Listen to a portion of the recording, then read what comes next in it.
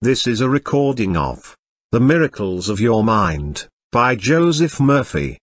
This book is available on the public domain, as well as here, on YouTube and other websites. This is The Miracles of Your Mind, by Joseph Murphy. Publisher's Preface. In this extraordinary book, Dr. Murphy reveals the inner workings of the subconscious mind, and makes this book one of the most practical guides in overcoming the troubles that beset mankind. The amazing results, miracles, some might call them, reported by those who attended Dr. Murphy's lectures on the miracles of the subconscious mind brought hundreds of letters from others who wanted to learn how to tap the infinite power of the subconscious mind. In this book you will find practical techniques for achieving health, wealth, peace, and harmony. From the chapter on the subconscious mind and health. In using the subconscious mind you infer no opponent. You use no willpower. You use imagination, not willpower. You imagine the end and the freedom state. You will find your intellect trying to get in the way, but persist in maintaining a simple, childlike, miracle-making faith. Picture yourself without the ailment or problem. Imagine the emotional accompaniments of the freedom state you crave. Gut out all of the red tape from the process. The simple way is always the best. You desire a happier, fuller, and richer life. Begin to use this miracle working power and smooth your way in daily affairs, solve business problems, and bring harmony in family relationships. Be sure that you read this book several times. Let the author show you in these many chapters how this wonderful power works, and how you can draw out the hidden inspiration and wisdom that is within you. Learn the simple techniques of impressing the subconscious mind. Follow the new, scientific way in tapping the infinite storehouse. Read this book carefully, earnestly, and lovingly. Prove to yourself the amazing way it can help you. It could be the turning point in your life. Chapter 1. How your own mind works. Man has only one mind, but he has two distinct phases or functions of the one mind. Each phase is characterized by its own phenomena which is peculiar to itself. Each of these minds is capable of independent action, as well as synchronous action. We call one the objective mind, because it deals with external things, and the other is the subjective mind. The subjective mind is amenable, and controlled by suggestion of the objective or conscious mind. The objective mind takes cognizance of the objective world. The media of observation are the five physical senses. The objective mind is your guide in your contact with the environment. We gain knowledge through the five senses. The objective mind learns through observation, experience, and education. The greatest function of the conscious mind is that of reasoning. Look around Los Angeles. You come to the conclusion that it is a beautiful city based upon your observation of the parks, the buildings, the beautiful structure, the lovely flower gardens, etc. This is the working of your conscious or objective mind. The word objective means that it deals with objective things. The subjective mind takes cognizance of its environment by means independent of the five physical senses. The subjective mind or the subconscious mind, either term may be used, perceives by intuition. The subconscious mind is the seat of your emotions. We know without a doubt that it performs its highest functions when the objective senses are in abeyance. It is the intelligence that makes itself manifest when the conscious mind is suspended or in a sleepy, drowsy state. The subconscious mind sees without the use of the eyes. It has the capacity of clairvoyance and clairaudience. The subconscious mind can leave the body, travel to distant lands, and bring back intelligence oftentimes of the most exact and truthful character. Through the subconscious mind you can read the thoughts of others, even to the minutest details. Read the contents of sealed envelopes and closed safes. The subconscious mind has the ability to apprehend the thoughts of others without the use of the ordinary, objective means of communication. So it is of the greatest importance that we understand the interaction of the conscious and subconscious mind, in order to learn the true art of prayer. Now there are many terms used in describing the objective and the subjective mind. They are, as we told you, called the conscious or subconscious mind, the waking or sleeping mind, the surface self or the deep self, voluntary mind or involuntary mind, the male and the female, and many other terms. Remember, there is only one mind having two phases or functions. The subjective mind is always amenable to suggestion. It is controlled by suggestion. We must recognize that the subconscious mind accepts all suggestions. It does not argue with you, but it fulfills your wishes. All things that have happened to you are based on thoughts impressed on the subconscious mind through belief. The subconscious mind will accept your beliefs and your convictions. It is like the soil. It will accept any seeds that you deposit in it, whether it is good or bad. Remember, anything that you accept as true and believe in will be accepted by your subconscious mind, and brought into your life as a condition, experience, or event. Ideas are conveyed to the subconscious mind through feeling. We will use an illustration. The conscious mind is like the navigator or man at the bridge of a ship. He directs the ship, and signals orders to the men in the engine room, which consists of all of the boilers, instruments, gauges, etc. The men in the engine room do not know where they are going. They follow orders. They would go on the rocks if the man on the bridge issued faulty or wrong instructions, based on his findings with the compass, sextant, or other instruments. The men in the engine room obey him, because he is the director. They do not talk back to the captain. They simply carry out orders. The captain is the master of the ship. His orders are followed out. Likewise, your conscious mind is the captain, the master of your ship. Your body and all of your affairs represent the ship. Your subconscious mind takes the orders you give it based upon your belief and suggestions accepted as true. Another simple illustration is this.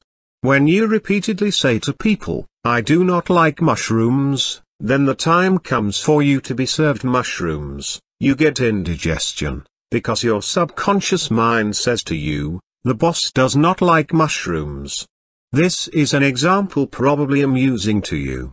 Nevertheless, this is an example of the relationship between the conscious and subconscious mind.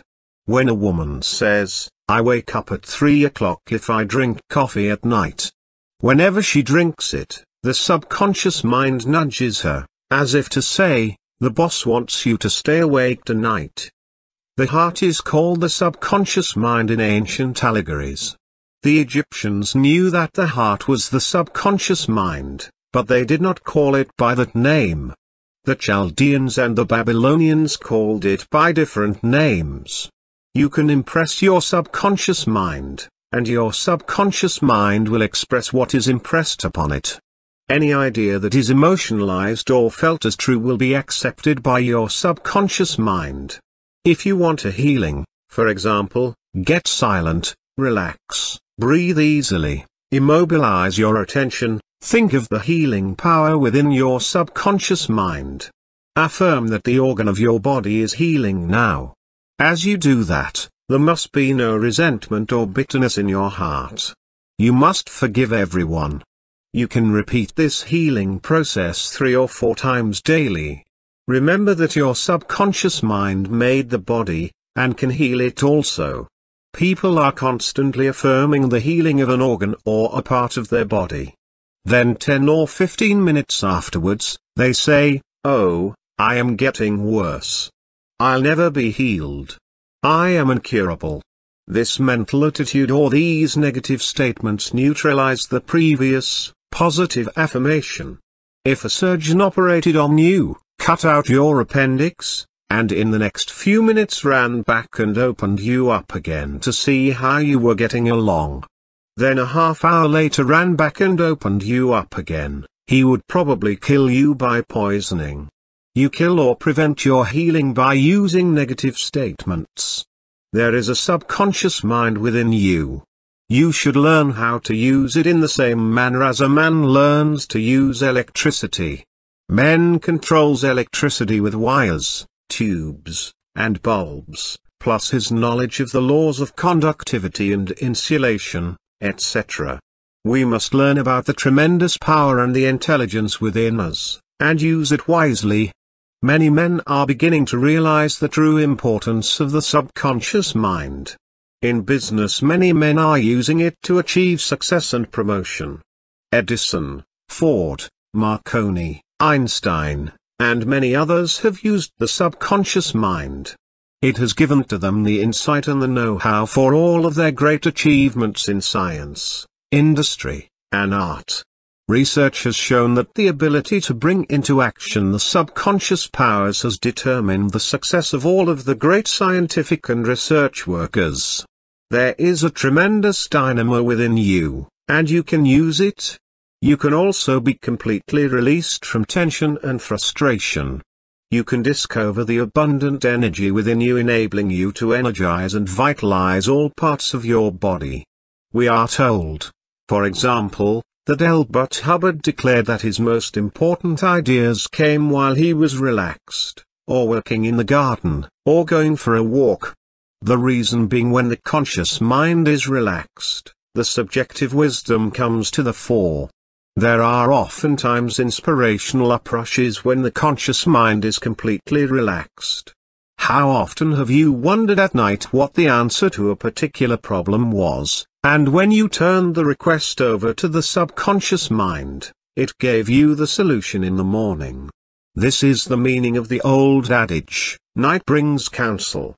If you want to wake up at 7 o'clock in the morning, and you suggest 7 o'clock to the subconscious mind, the subconscious mind will wake you at 7 o'clock on the dot. A mother may be nursing a sick child, and she falls asleep. But before she goes to sleep, she suggests to the subconscious mind that she will awaken if the child's temperature goes up, or when it needs medicine, or perhaps cries. There may be a thunderstorm going on while the mother sleeps. Yet she is not awakened by the storm. However, when the child cries, she is immediately awakened. This is a simple function of the subconscious mind. Chapter 2, The Subconscious Mind and Health. The subject of mental therapeutics is creating a widespread interest all over the world at the present time. Man is gradually awakening to the healing powers resident in his subconscious mind. It is a well-known fact that all of the various schools of healing effect cures of the most wonderful character.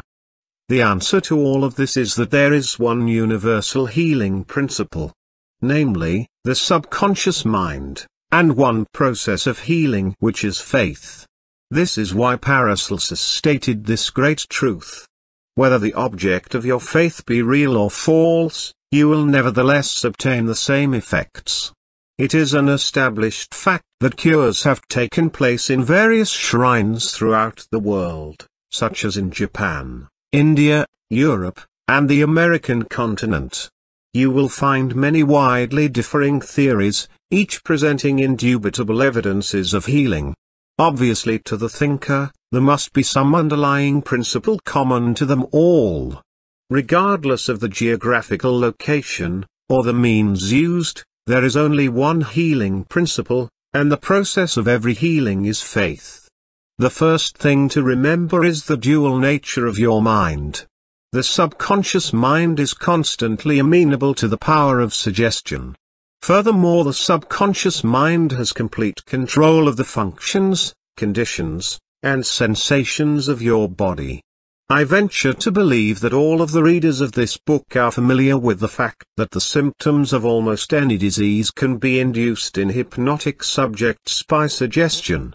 For example, a subject in the hypnotic state can develop a high temperature, flushed face, or chills according to the nature of the suggestion given. By experiment you can suggest to the person that they are paralyzed and cannot walk. It will be so. Pain can also be induced in any part of the body. By illustration you can hold a cup of cold water under the nose of the hypnotic subject, and tell him, "This is full of pepper. Smell it." He will proceed to sneeze. What do you think caused him to sneeze? The water or the suggestion? If a man says he is allergic to Timothy grass, you can place a synthetic flower or any empty glass in front of the nose of such a person in a hypnotic state, and tell him it is Timothy grass. He will portray the usual allergic symptoms. This indicates that the cause of the disease is in the mind. The healing of the disease can also take place mentally. We realize that remarkable healings take place through osteopathy, chiropractics, medicine, and naturopathy, as well as through all of the various churches, but we maintain that all of these healings are brought about through the subconscious mind. The only healer there is. Notice how it heals a cut on your face caused by shaving. It knows exactly how to do it.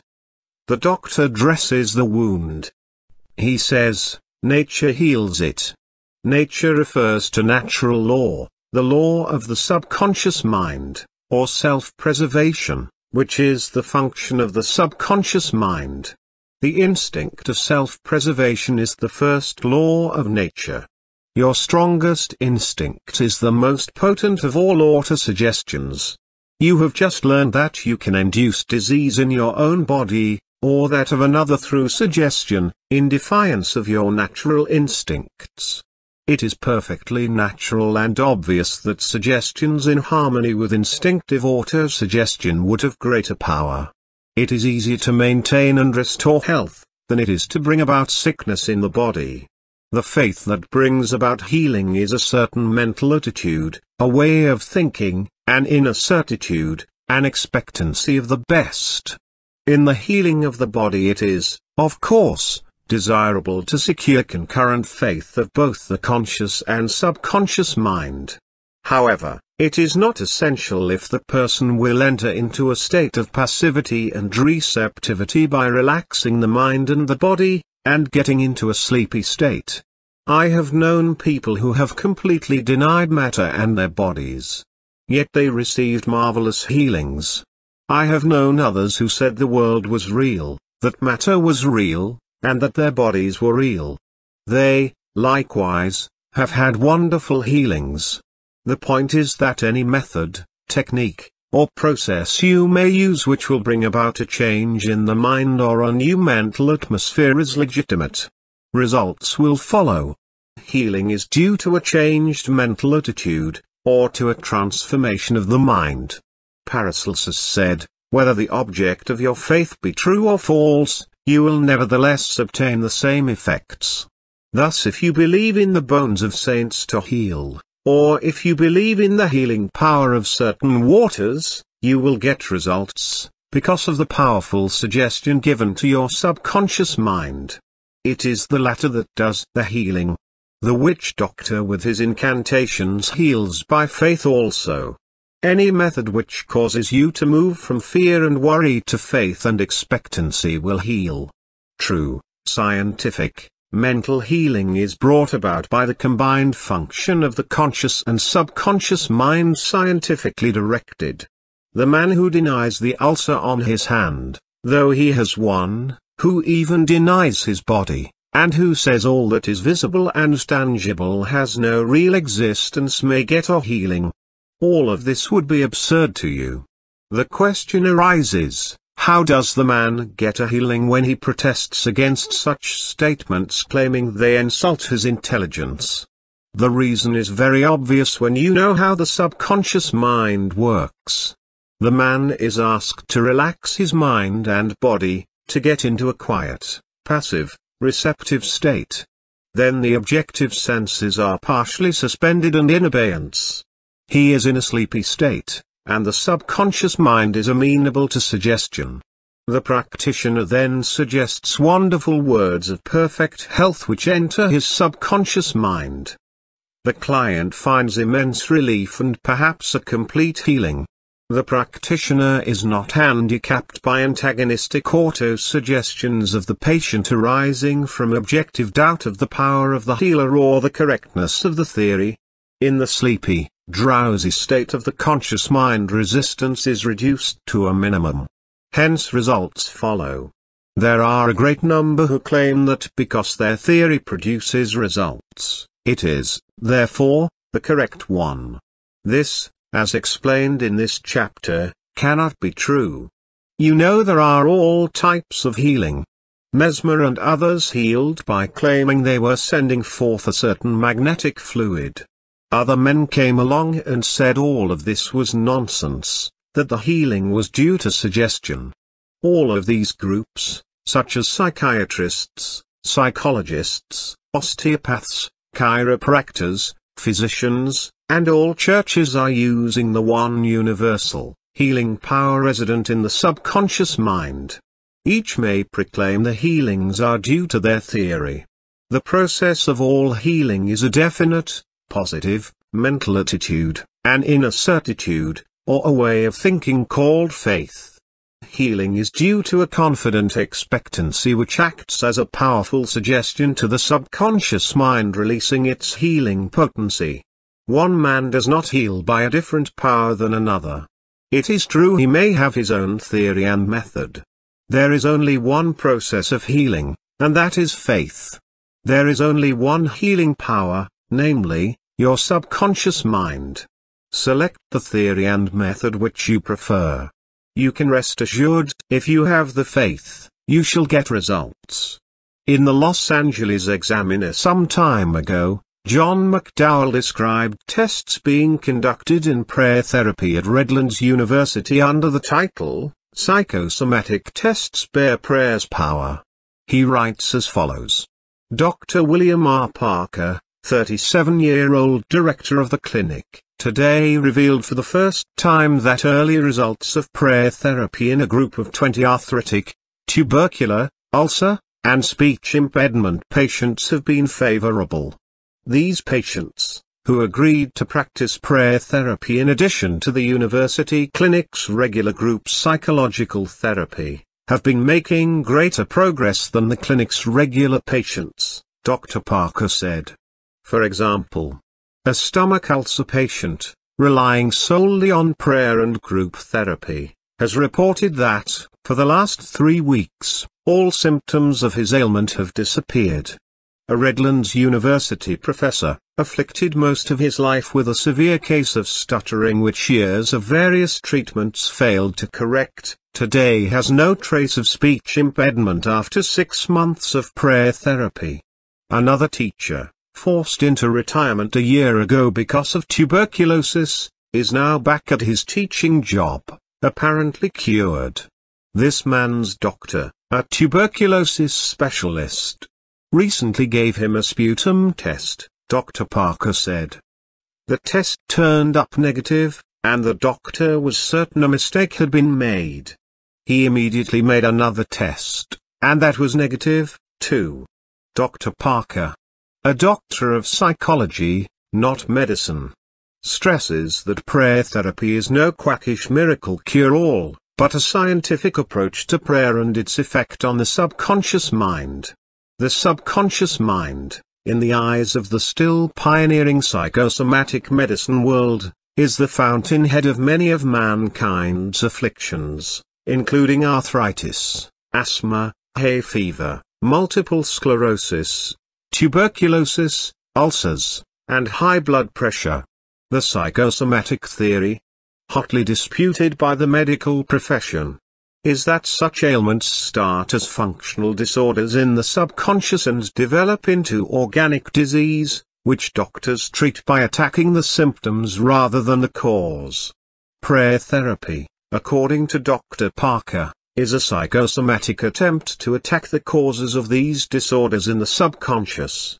4 basic personality difficulties are at the root of everything that goes wrong in the subconscious mind, Dr. Parker said. They are fear, hate, guilt, and inferiority. In the Redlands prayer therapy experiments, these basic difficulties are first ferreted out through a series of standard psychological tests given to patients participating in the project. Subsequently, the patients meet in a 90-minute group session once a week to discuss their problems. At these meetings, each patient is given a sealed envelope containing information on one detrimental aspect of his or her personality uncovered in the tests. Once at home, the patients open the envelopes, learn a new, undesirable phase of their personality, and resolve that particular difficulty in prayer daily until the next group meeting. There is only one must. Each patient is required to pray regularly each night before he or she retires. We insist on a prayer at that time, because the last thing that a person is thinking before going to sleep is most likely to penetrate to the subconscious, Dr. Parker said. Dr. Parker, who first tried out his prayer theories on himself during an onset of ulcers 3 years ago, said most of the patients have to be taught how to pray. The clinic's prayer therapy patients are taught a positive approach to prayer, stressing love, and an uplifting concept of God and the universe. Our prayers are not a begging for health, but are affirmations of the healing of the unhealthy element the patient wants to attack, stated in such a positive, repetitious manner that eventually it sinks into the subconscious, and becomes a part of that person, Dr. Parker said. In that manner, through prayer, destructive aspects within the subconscious can be attacked and eventually overcome, thus eliminating the basic causes of their physical ills. In the Wilshire Herbal Theatre, where I speak to an overflow audience each Sunday, we have a period called the Healing Silence. The first thing I do is ask the audience to relax, let go, and to stop the wheels of their mind. The purpose is to quiet down the doubting Thomas conscious mind, and insert a new idea such as health, peace, joy, and abundance into the receptive minds of the listeners. Those who are impregnated will give birth to a healing or an answer to their prayer. This is the kinetic action of the subconscious mind. Many report excellent results every Sunday as attested to by grateful letters. I would like to stress a few important factors here relative to the workings of the subconscious mind. A man came to me one time and asked me why it was when he kept on saying to himself, "I have no headache," that the pain did not go away. The subconscious mind will not easily accept this contradiction. It accepts only what you believe and feel as true, or accept, as possible. If you mentally accept the possibility of the execution of your idea, the subconscious will cooperate. In order to impress the subconscious mind, you must gain its cooperation. If you can convince the subconscious mind you have no headache, the headache will go away. I suggested to him this method. Declare, "It is passing away," over and over again quietly and peacefully. In this way he would be better able to sell the idea or conclusion to the wise, deep self, called the subconscious mind. He got results. He added something to it, it will never return. For years he has never had any migraine attacks from which he suffered frequently. He had a belief or an expectancy that every Tuesday and Saturday morning, he would get migraine attacks. This feeling acted as an auto-suggestion to his subconscious mind. The latter obliged him by seeing to it that he would have a headache at the time specified. It simply said, "It is Tuesday morning. The boss wants a headache." The negative suggestion was removed by the above counter-suggestion. Here is another instance. A very brilliant woman came to me some years ago stating that she had psoriasis on her body which would go away by applying an ointment, but that as soon as the salve was discontinued, it would return. She was not resenting anyone. She was very religious, and seemingly well balanced emotionally. In talking to her I discovered that she lived in constant fear of its return. As a matter of fact, this was a very powerful suggestion to her subconscious mind, since it is controlled by suggestion and belief. It responded accordingly. She would affirm 2 or 3 times a day. I am whole, pure, and perfect. My skin is perfect. I am healed. Nothing happened. You can readily see what happened in her case. Every time she said, "My skin is perfect," it started a quarrel in her mind. Something within her said, "No, your skin is not perfect." The following technique worked for her in a wonderful way. She started to say for 5 or 10 minutes 3 or 4 times a day. It is changing now for the better. This created no quarrel in her conscious or subconscious mind. Results followed. It gradually disappeared, and it has never returned. I am sure she ceased suggesting its return. What I fear most has come upon me. Trust the subconscious mind to heal you. It made your body, and it knows all of its processes and functions. It knows much more than your conscious mind about healing and restoring you to perfect balance. The subconscious mind, sometimes called the deep self, knows more about your body than all of the wisest men in the world. Never try to coerce or force the mind. We do not infer that some people who say, "I am whole, pure, and perfect," do not get results. Of course they do, because they succeed in convincing themselves of it. Blind belief and faith will bring results due to the subjective faith of the individual. A psychologist friend of mine told me that one of his lungs was infected. X-rays and analysis showed the presence of tuberculosis. At night before going to sleep, he would quietly affirm, "Every cell, nerve, tissue, and muscle of my lungs are now being made whole, pure, and perfect. My whole body is now being restored to health and harmony." These are not his exact words, but they represent the essence of what he said. A complete healing followed in about a month's time. Subsequent X-rays showed a perfect healing. I wanted to know his method, so I asked him why he repeated the words prior to sleep. Here is his reply. The kinetic action of the subconscious mind continues throughout your sleep time period. Hence give the subconscious mind something good to work on as you drop off into slumber. This was a very wise answer. In suggesting harmony and health, he never mentioned his trouble by name. I strongly suggest that you cease talking about your ailments or giving them a name. The only sap from which they draw life is your attention and fear of them. Like the above-mentioned psychologist, become a good mental surgeon. Then your troubles will be cut off like dead branches are pruned from a tree. If you are constantly naming your aches and symptoms, by the law of your own mind these imaginings tend to take shape, greatly feared. A technique of impressing the subconscious mind is as follows. This consists essentially in inducing the subconscious mind to take over your request as handed it by the conscious mind. This passing over is best accomplished in the reverie-like state. Know that in your deeper mind is infinite intelligence and infinite power. Just calmly think over what you want.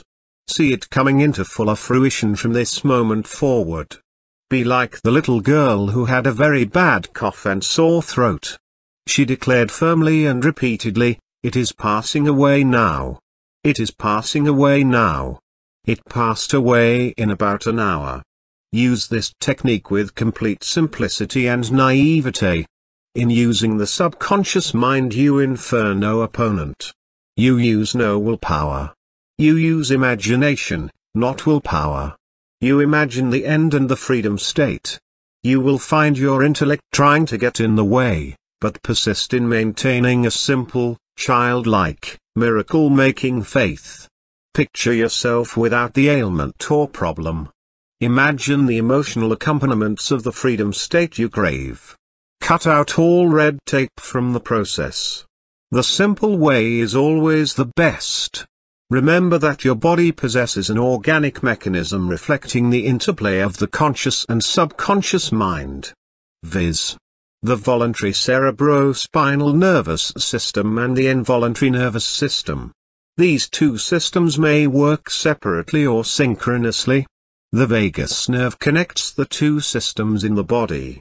When you study the cellular system and the structure of the organs such as eyes, ears, heart, liver, bladder, etc., you learn they consist of groups of cells which possess a group intelligence whereby they function together, and are able to take orders and carry them out in deductive fashion at the suggestion of the mastermind conscious mind.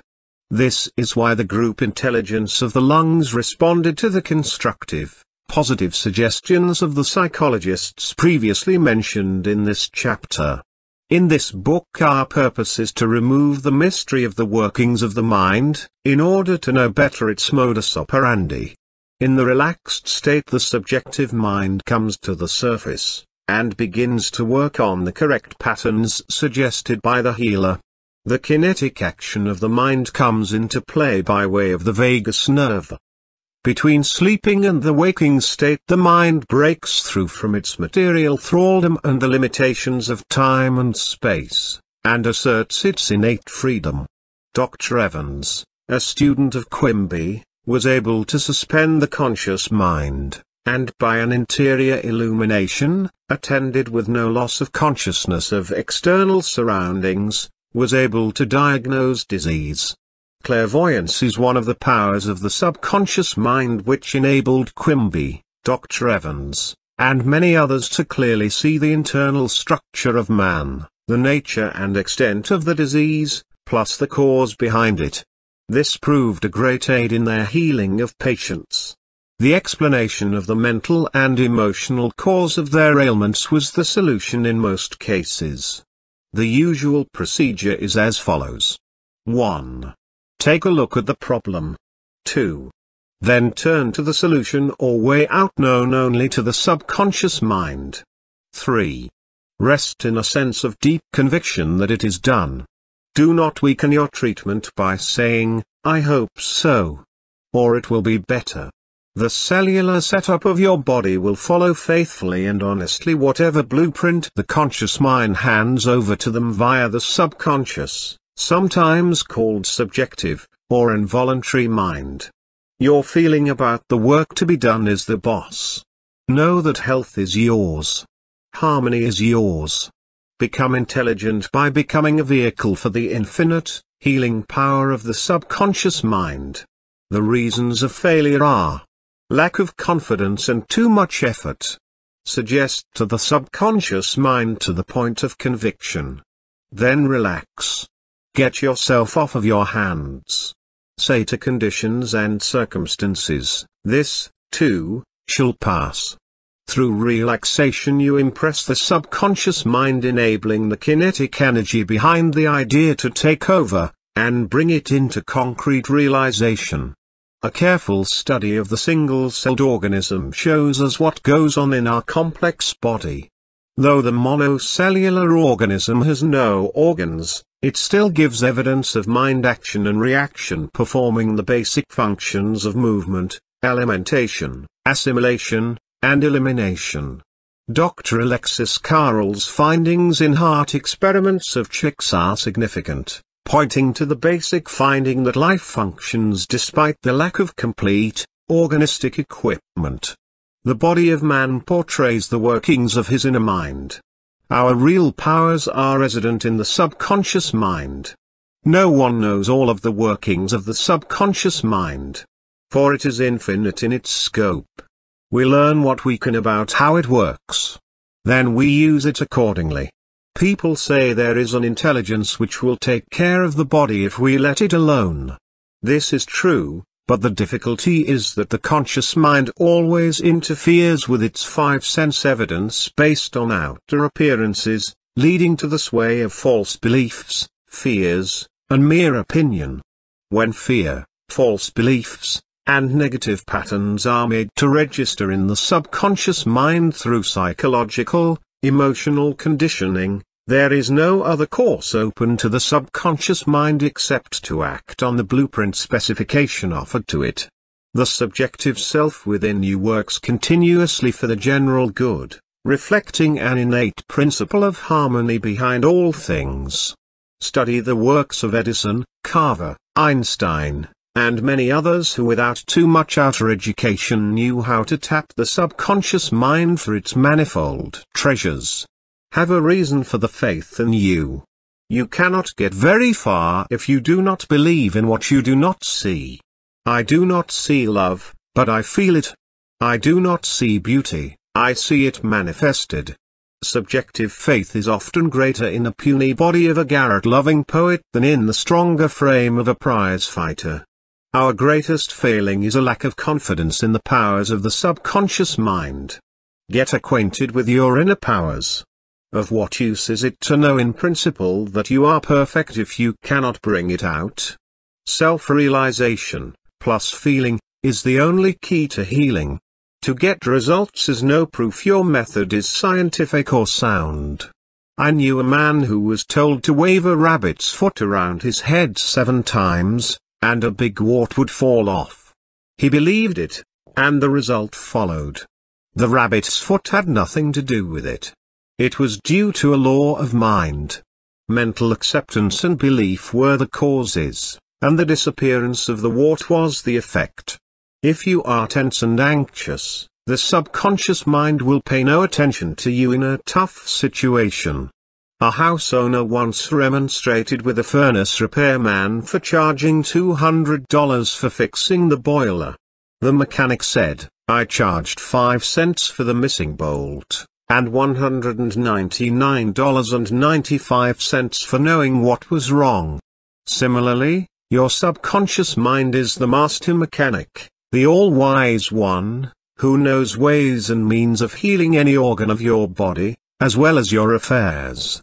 Decree health, and the subconscious mind will establish it, but relaxation is the key. Easy does it. Do not be concerned with details and means, but know the end result.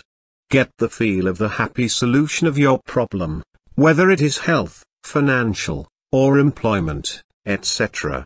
Remember how you felt after you had recovered from a severe state of illness. Bear in mind that the feeling is the touchstone of all subconscious demonstration. Your new idea must be felt subjectively in a finished state. Not in the future, but as now coming about.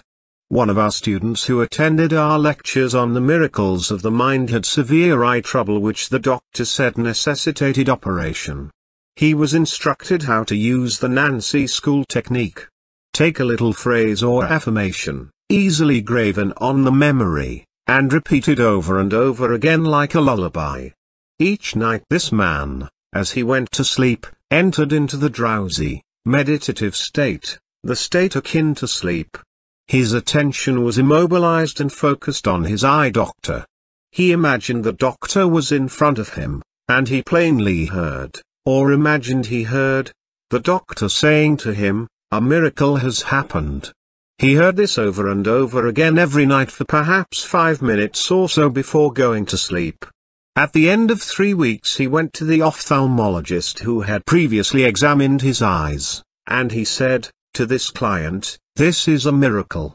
What happened? He impressed his subconscious mind, using the doctor as an instrument or a means of convincing or conveying the idea. Through repetition, faith, and expectancy he impregnated the subconscious mind.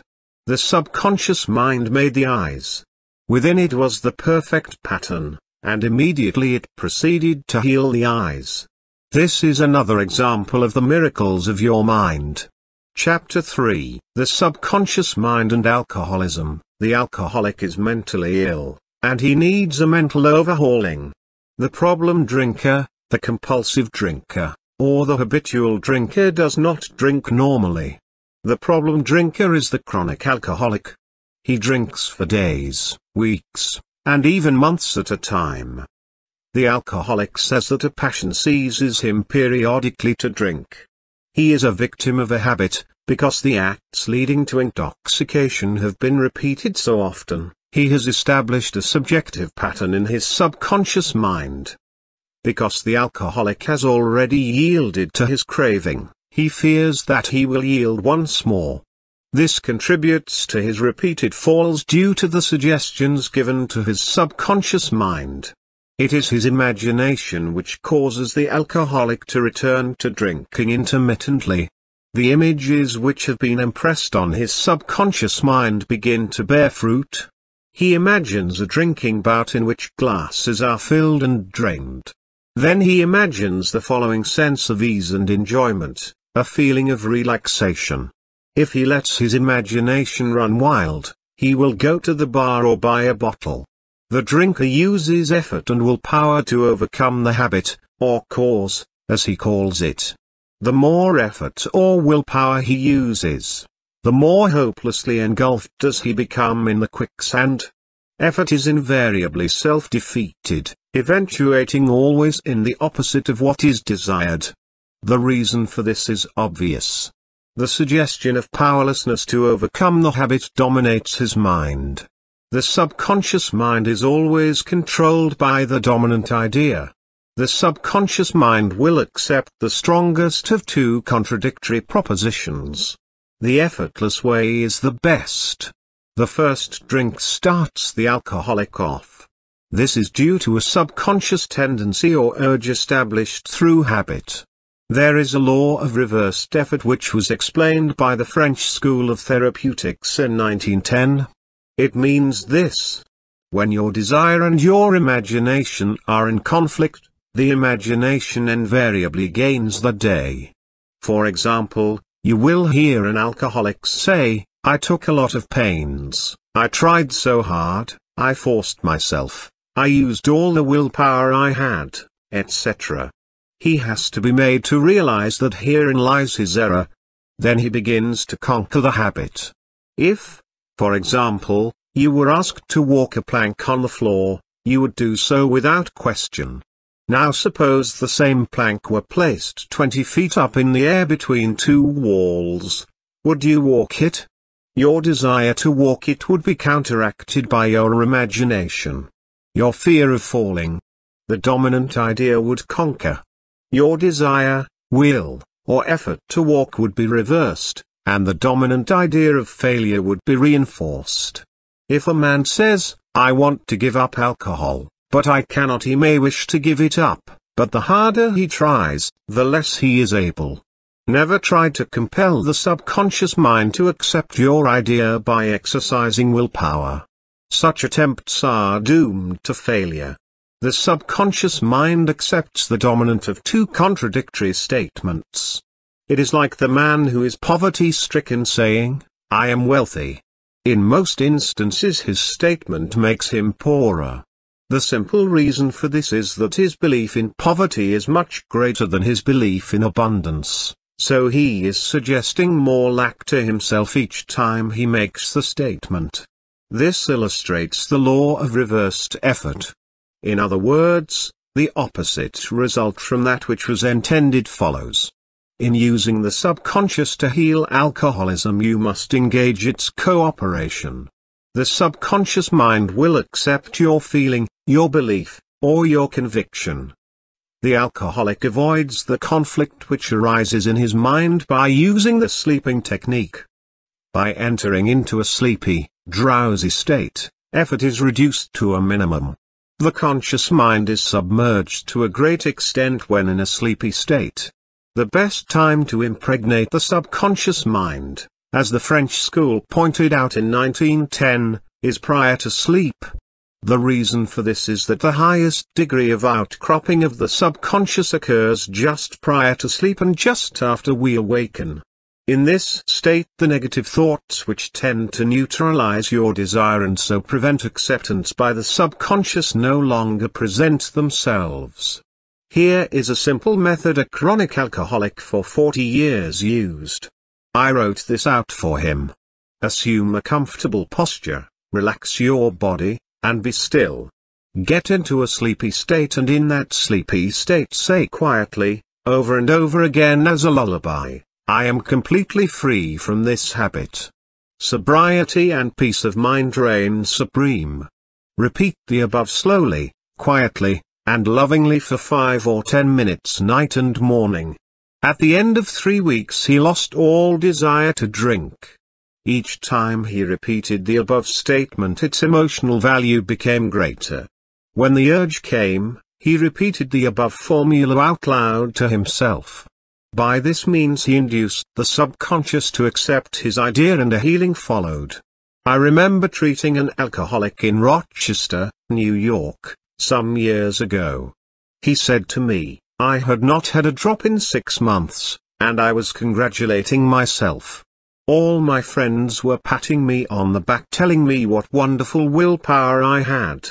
Then, he added, an uncontrollable urge seized me, and I have been drunk for 2 weeks. This had happened time and again with this man. The effort of his will suppressed his desire temporarily, but his continued effort to suppress made matters worse. His repeated failures convinced him that he was hopeless and powerless in controlling his urge or obsession. This idea of being powerless operated, of course, as a powerful suggestion to his subconscious, increased his impotence, and made his life a wreck. I taught him how to harmonize the function of the conscious and subconscious mind. When the two cooperate, the idea or desire is realized. His reasoning mind admitted that if he had been conditioned negatively, he could be conditioned positively. His mind entertained the idea that he could succeed. He ceased thinking of the fact that he was powerless to overcome the habit.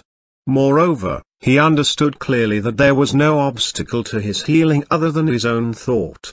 Therefore, there is no occasion for great mental effort or mental coercion. To use force is to presuppose that there is opposition. When the mind is concentrated on the means to overcome a problem, it is no longer concerned with the obstacle. This man made a practice of relaxing his body, getting into a sleepy, drowsy, meditative state. Then filling his mind with the picture of the desired end, knowing the subconscious would bring it about in the easiest way. He imagined his daughter congratulating him on his freedom, saying to him, "Daddy, it's wonderful to have you home." He had lost his family through drink. He was not allowed to visit them. His wife would not speak to him. Regularly, systematically, he used to sit down and meditate in the way outlined. When his attention wandered, he brought it back to the picture of his daughter with her smile, tonal qualities, and the scene of his own home. All this was a reconditioning of his mind. It was a gradual process. He kept it up. He persevered, knowing that sooner or later he would succeed in impregnating his subconscious with the mental picture. I told him the conscious mind was the camera, and his subconscious was the sensitive plate on which he registered and impressed the picture. This made a profound impression on him. His whole aim was to impress the picture and develop it in his mind. Your film is developed in the dark. Likewise, your mental picture is developed in the dark house of the subconscious mind. Realizing his conscious mind was the camera, he used no effort. There was no mental struggle.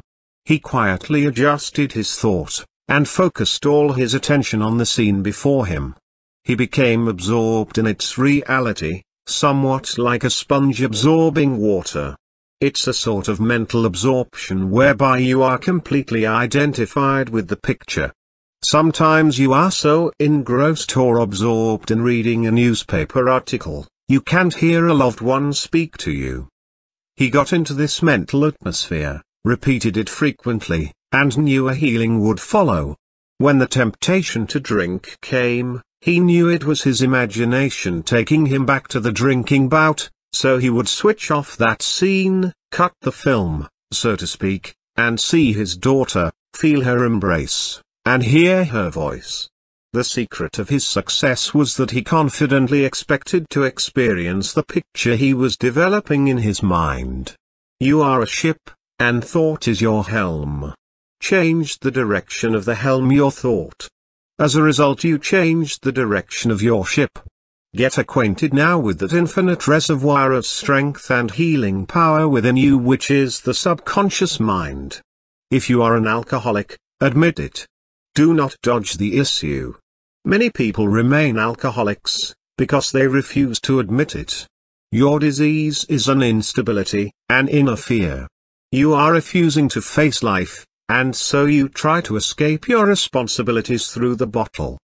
The interesting thing about an alcoholic is that he has no free will. He thinks he has. He boasts about his willpower. The habitual drunkard says bravely, "I will not touch it anymore," but he has no power to back it up, because he does not know where to locate it. The alcoholic is living in a psychological prison of his own making, and is bound by his beliefs, opinions, training, and environmental influences. He is like most people. I.e., he is a creature of habit. He is conditioned to react the way he does. The alcoholic must build the idea of freedom and peace into his mentality, so that it reaches his subconscious mind. The latter, being all-powerful, will free him from all desire for alcohol. Then the alcoholic who has the new understanding of how his mind works can truly back up his statements, and prove it to himself. Your subconscious mind is conditioned by your beliefs and habits. If the alcoholic has a keen desire to free himself from the habit, he is 51% healed already. When he has a greater desire to give it up than to continue it, he will not experience too much difficulty in gaining complete freedom. The alcoholic must recondition his mind. There are ways and means of doing this. When you think good, good follows. When you think evil, evil follows. These are simple examples of laws of mind. If a man dwells and broods on sorrow, he meets sorrow and gloom in his outer experience. If he dwells on peace and good fortune in his business, it will prosper. To know the possibilities of such laws of mind is to be seized with a new inspiration and a new faith. The alcoholic learns that whatever thought he anchors his mind upon, the latter magnifies.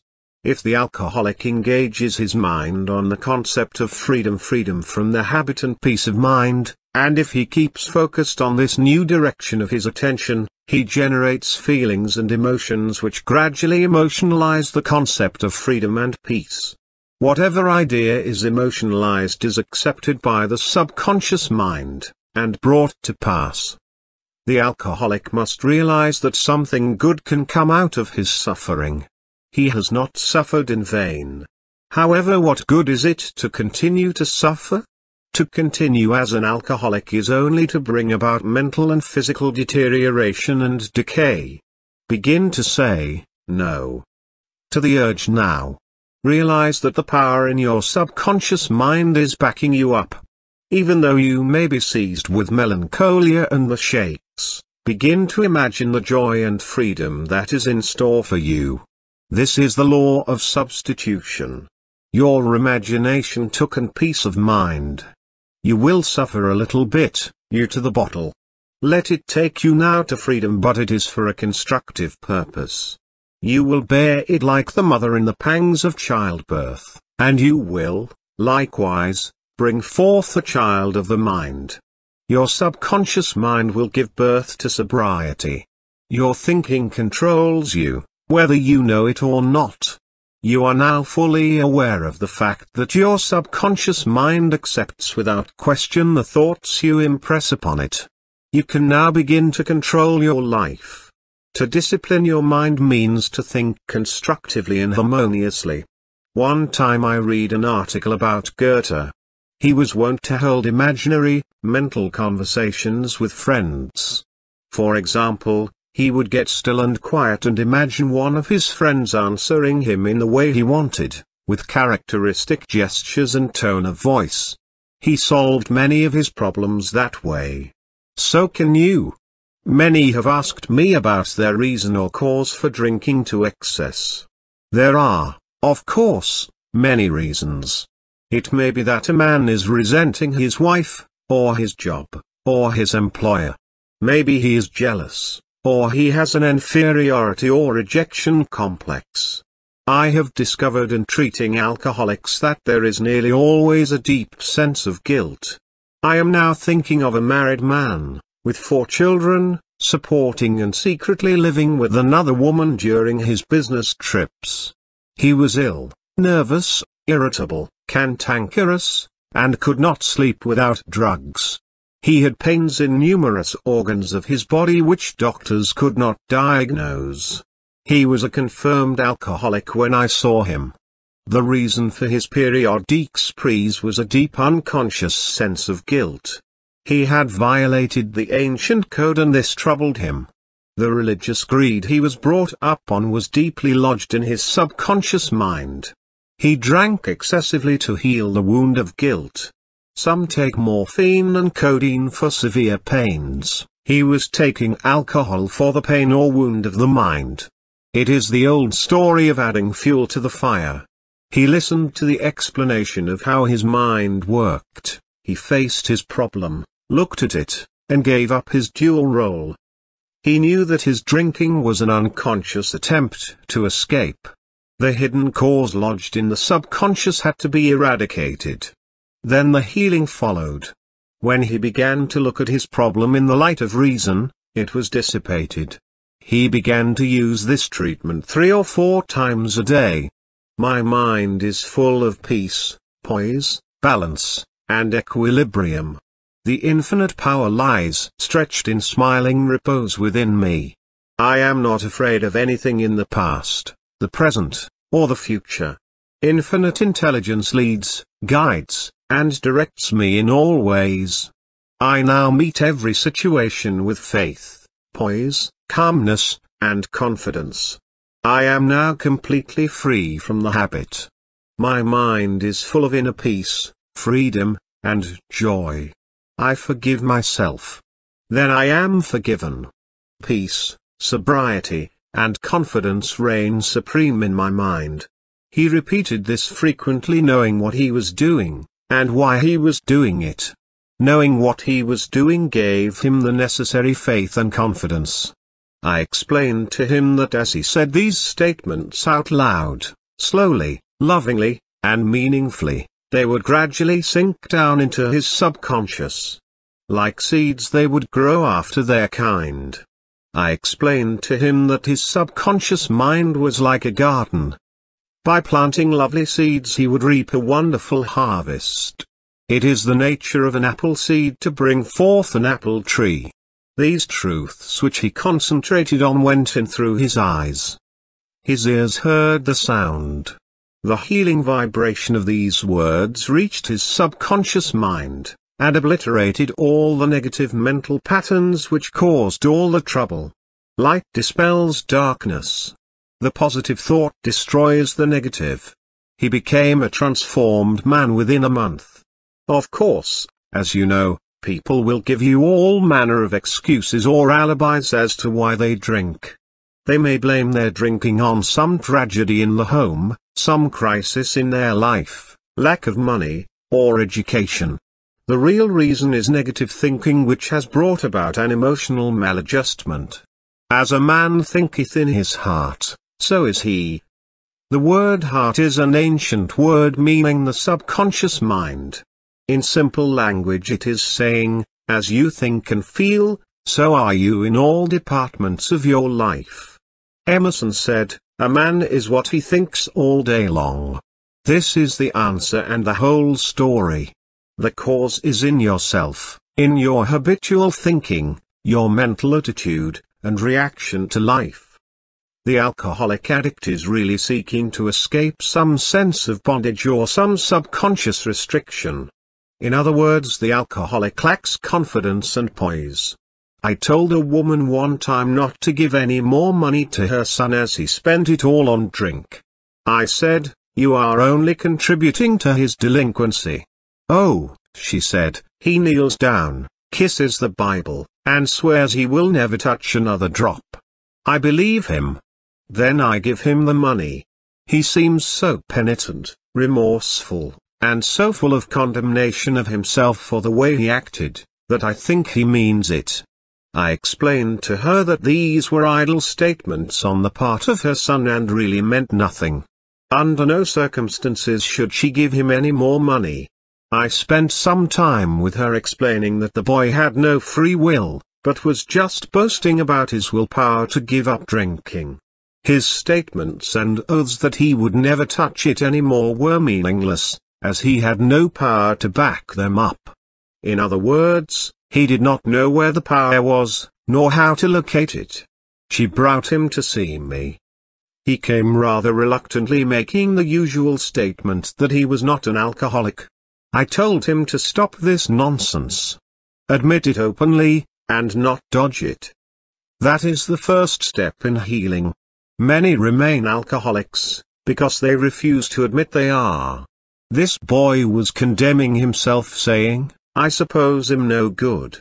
Alcohol took him into a world of temporary illusion where in his morbid imagination he was king for a day. This gave him a false sense of confidence and a temporary sense of self-sufficiency. He admitted that if he took one drink, he lost all control, and drank until he fell unconscious. The reason for this is obvious. His mental control was rendered null and void due to a subconscious pattern engraved on his mind over a long period of time. It is like a track on which the train moves.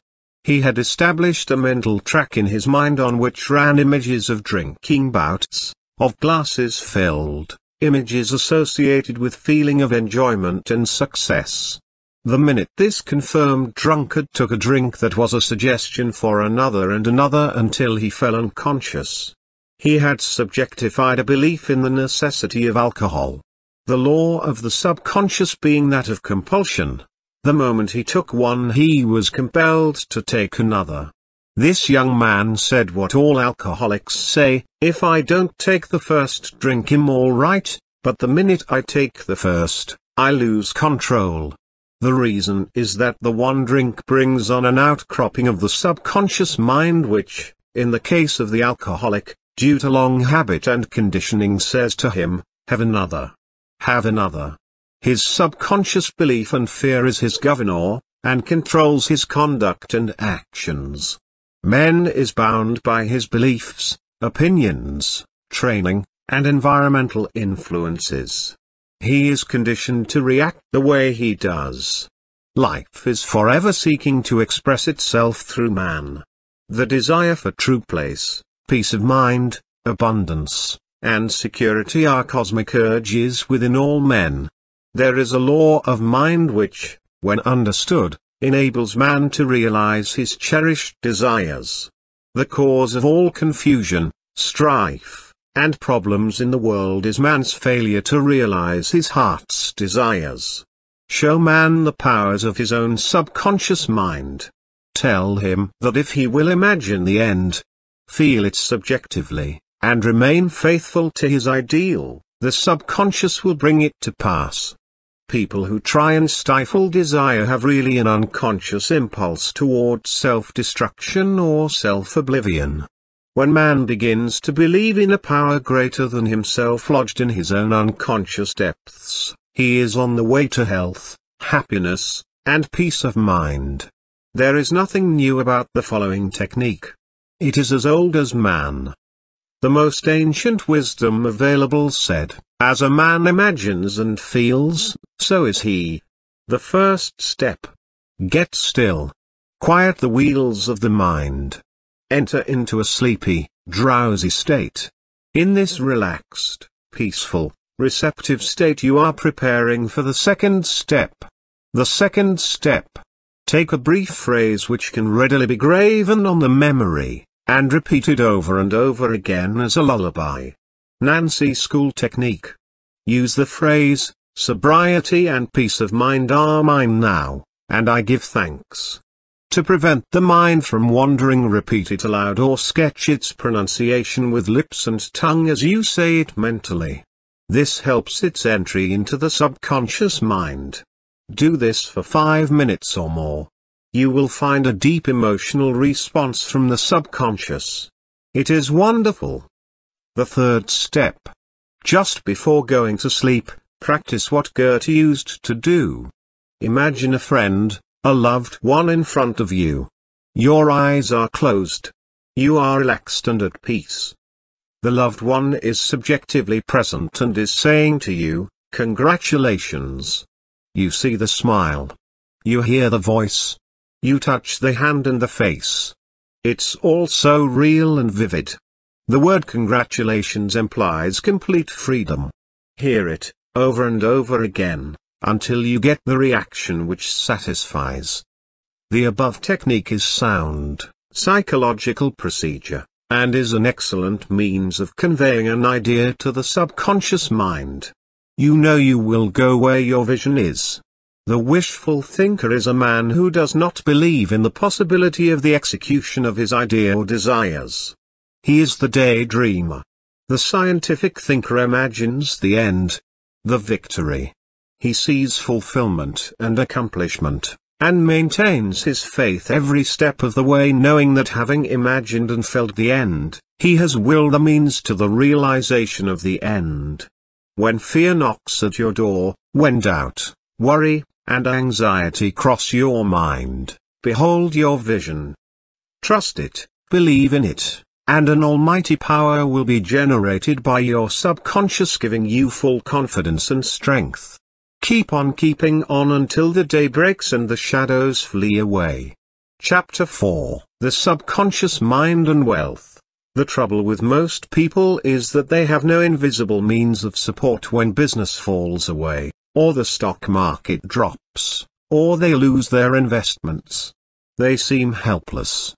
The reason for such insecurity is that they do not know how to tap the subconscious mind.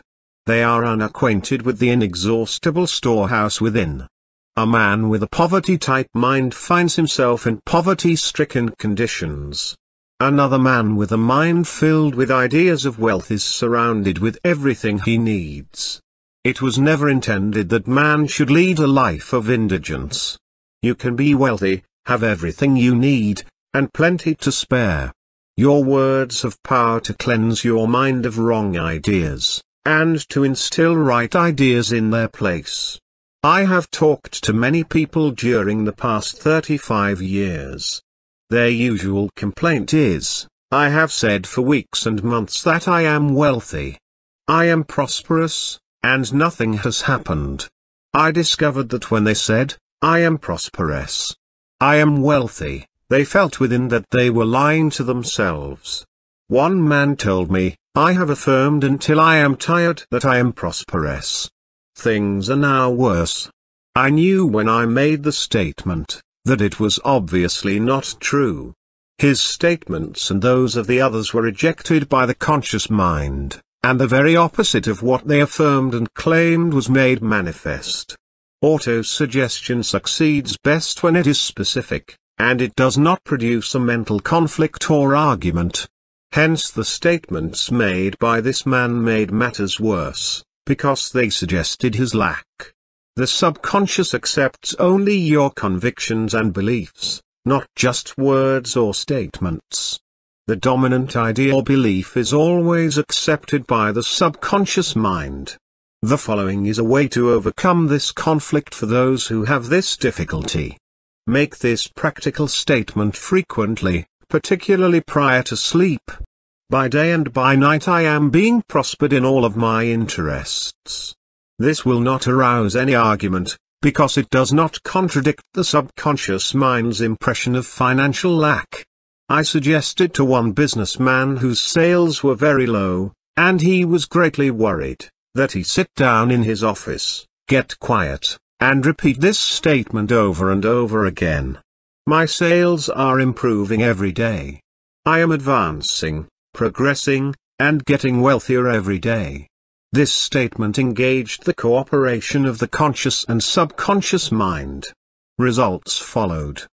The above is a very simple, unique way of impressing the subconscious mind with the idea of wealth. Perhaps you are saying as you read this chapter, "I need wealth and success." This is what you do. Repeat for about 5 minutes to yourself 3 or 4 times a day, wealth, success. These words have tremendous power. They represent the inner power of the subconscious mind. Anchor your mind on this substantial power within you. Then conditions and circumstances corresponding to their nature and quality will manifest in your life. You are not saying, "I am a success," or "I am wealthy." You are dwelling on real powers within you. There is no conflict in the mind when you say, wealth, or success. Furthermore, the feeling of wealth and success will well up within you, as you dwell upon these ideas. The feeling of wealth produces wealth. The feeling of being successful produces success. Keep this in mind at all times. The subconscious mind is like a bank. A sort of universal bank. It magnifies whatever you deposit or impress upon it, whether it is good or evil. You sign blank checks when you make such statements as, "There is not enough to go around," or "There is a shortage," "Maybe, I will lose the mortgage," etc. If you are full of fear about the future, you are also writing a blank check, and attracting negative conditions to you. The subconscious mind takes your fear and belief as your requests, proceeding in its own way to bring obstacles, delays, lack, and limitation into your life. To him that hath the feeling of wealth, more wealth shall be added. To him that hath the feeling of lack, more lack shall be added. The subconscious mind gives you compound interest also. Every morning as you awaken, deposit thoughts of prosperity, success, wealth, and peace. Dwell upon these concepts. Busy your mind with them as often as possible. These positive thoughts will find their way as deposits in your subconscious mind, and bring forth abundance and prosperity. I can hear you saying, "Oh, I did that and nothing happened." You did not get results, because you indulged in fear thoughts perhaps 10 minutes later, and neutralized the good you had affirmed. When you place a seed in the ground, you do not dig it up. Suppose, for example, you are going to say, "I shall not be able to make that payment." Before you get further than, "I shall," stop the sentence, and dwell on a positive, constructive statement, such as, "By day and by night I am being prospered in all my ways." To prosper means to advance along all lines in wisdom, understanding, and material possessions. Money represents wealth. It is a symbol of exchange. It represents freedom, opulence, luxury, and refinement. I do not know of anyone who says that he has too much. In all probability he is looking for more. Most people are under the impression that the value of their money is dependent on so much gold in South Africa or in the vaults of the United States Treasury. Others live in fear that the currency will be devaluated, and that they will lose. When the blood is circulating perfectly and harmoniously in your body, the physician says that you are healthy. Likewise, when money is circulating freely in your life, meeting all of your needs, and there is always a surplus, you are prosperous. For example, if you listen to the radio, and you hear that there is a crash in the stock market, resulting in a worried or frightened feeling, you are conditioned and affected by some set of statistics or by a news broadcast. Your financial security and wealth are dependent upon your subjective or inner feeling of prosperity. When you are seeking to convey the idea of wealth and success to your subconscious mind, be sure you never make foolish statements, such as, "I despise money. It is an evil thing. It is the root of all evil." Such an attitude of mind will cause money to take wings and fly away from you. You would then be giving two conflicting orders to the subconscious mind. One would neutralize the other, and nothing would happen. Money has taken many forms down through the ages. What you really want is to have a subconscious conviction that money will always be in constant circulation in your life, meeting all of your needs at every moment of time and every point of space. Money is essential for your economic health in this country. Therefore, You should have all you need and a surplus. Begin now to believe and claim that money is wonderful. Begin to love money and be friendly with it. You will always have plenty. You will never want. Love is an emotional attachment. Except you love your work or profession, you cannot be a true success. Love always magnifies and multiplies. Love the idea of wealth until it becomes embodied subjectively. Write this down in big letters in your mind. What you love, you increase. What you criticize, fades out of your life. You are familiar with this fundamental fact. When money is circulated freely in a country, its financial condition is healthy. Let there be a healthy circulation of money in your life also, particularly in your mental attitude. Believe that money is good. Think of all of the good you can do with it. Become a mental inlet and outlet for a constant stream of wealth forever flowing to you and forever flowing from you in a perfect circulation. If you are having financial difficulties, trying to make ends meet, it means you have not convinced your subconscious mind that you will always have plenty and some to spare. You know men and women who work a few hours a week, and make fabulous sums of money. They do not strive or slave hard. Do not believe the story that the only way you can become wealthy or successful is by the sweat of your brow and hard labor. It is not so. The effortless way of life is the best. Do the thing you love to do, and do it for the joy and thrill of it. Sing at your work. You will, if you love it. Also, if you love your work, you are bound to be a success. An executive I know receives a salary of $60,000 yearly. Last year he was on a 10-month cruise, seeing the world and its beauty spots. He has convinced his subconscious mind that he is worth that much money. He told me that many men in his organization getting less than $100 per week knew more about the business than he did, and could manage it better, but they had no ambition and no ideas. Money is simply a subconscious conviction on the part of the individual. You will not become a millionaire by saying, "I am a millionaire. I am a millionaire." You will grow into a wealth consciousness by building into your mentality the ideas of wealth and success. One of our students who was formerly a $75 a week salesman is now a sales manager at a salary of $12,000 yearly. It all happened within a period of a month. Every morning as this person shaved, he would look into the mirror, and say to himself, "You are wealthy.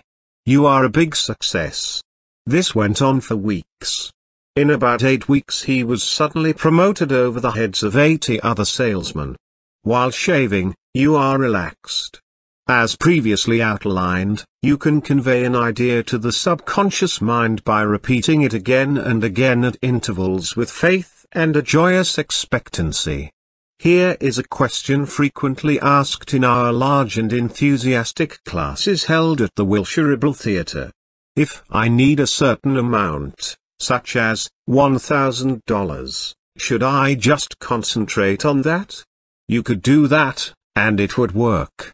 However, the general and best procedure is not to think of money in terms of any particular or set sum. Think of it in terms of plenty to sustain you with ease and perfect freedom of action. The reason for this is that whatever you impress on the subconscious mind is always increased and multiplied, like the grains of wheat sown in the ground bring forth of its kind 100-fold. The subconscious mind works under a law of abundance. Nature is lavish, extravagant, and bountiful. Increase your estimate of yourself. If you bargain with life for a penny a day, the universe will respond accordingly.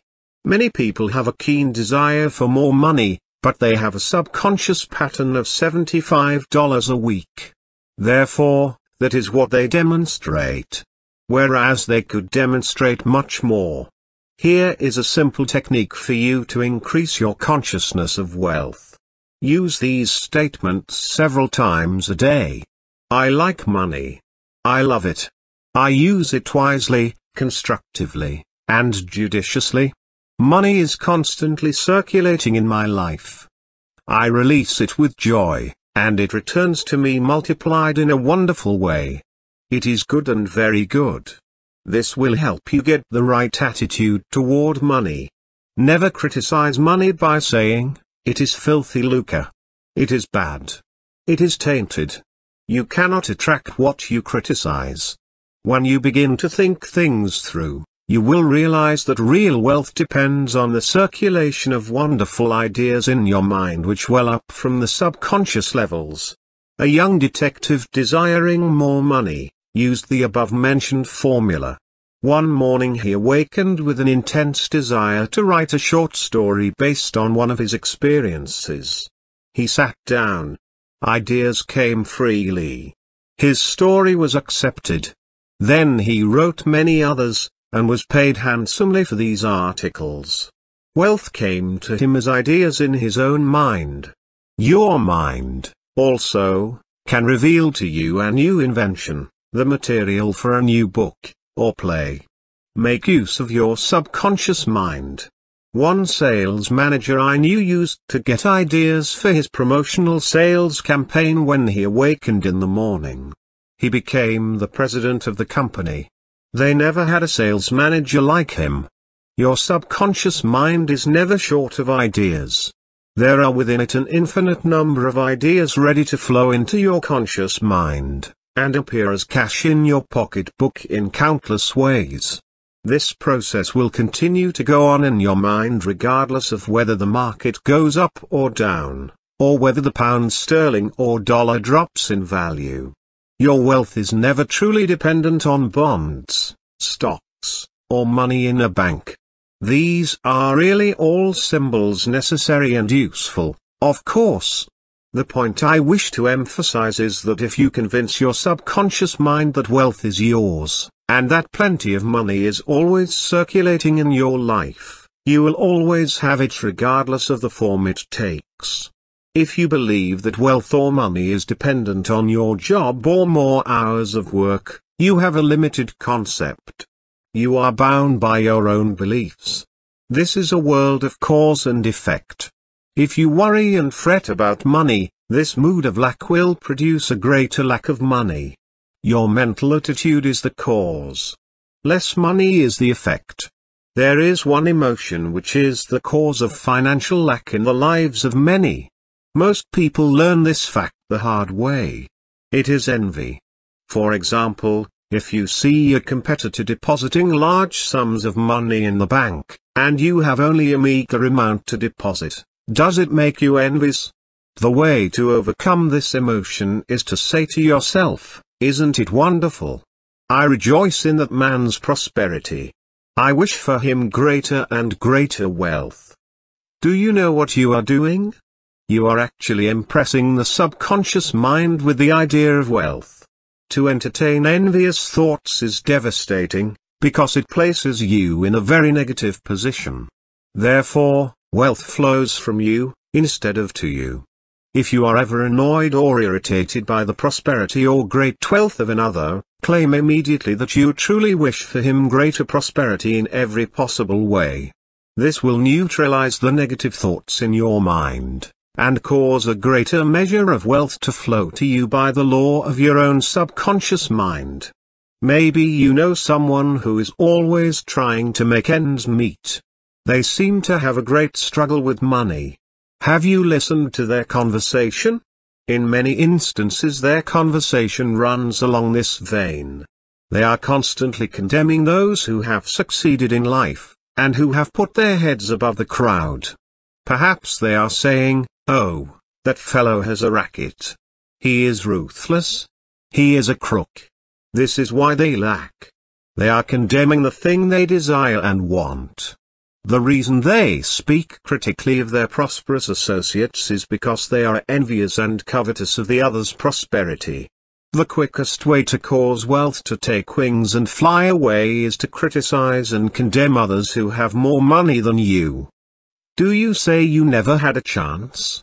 Are you blaming your relatives, your mother, or father, because they never aided you financially? Stop doing it immediately. Learn that the secret to wealth is the correct use of your own mind. All of the resources of that infinite mind are behind you, seeking expression through you, if you will only have a receptive, mental attitude. If you are worried and critical about someone whom you claim is making money dishonestly, cease worrying about him. You know such a person is using the law of mind negatively. The law of mind takes care of him. Be sure not to criticize him, for the reasons before assigned. If you are experiencing a financial block, the obstruction is in your own mind. You can now destroy that mental block. Get on mental, good terms with everyone.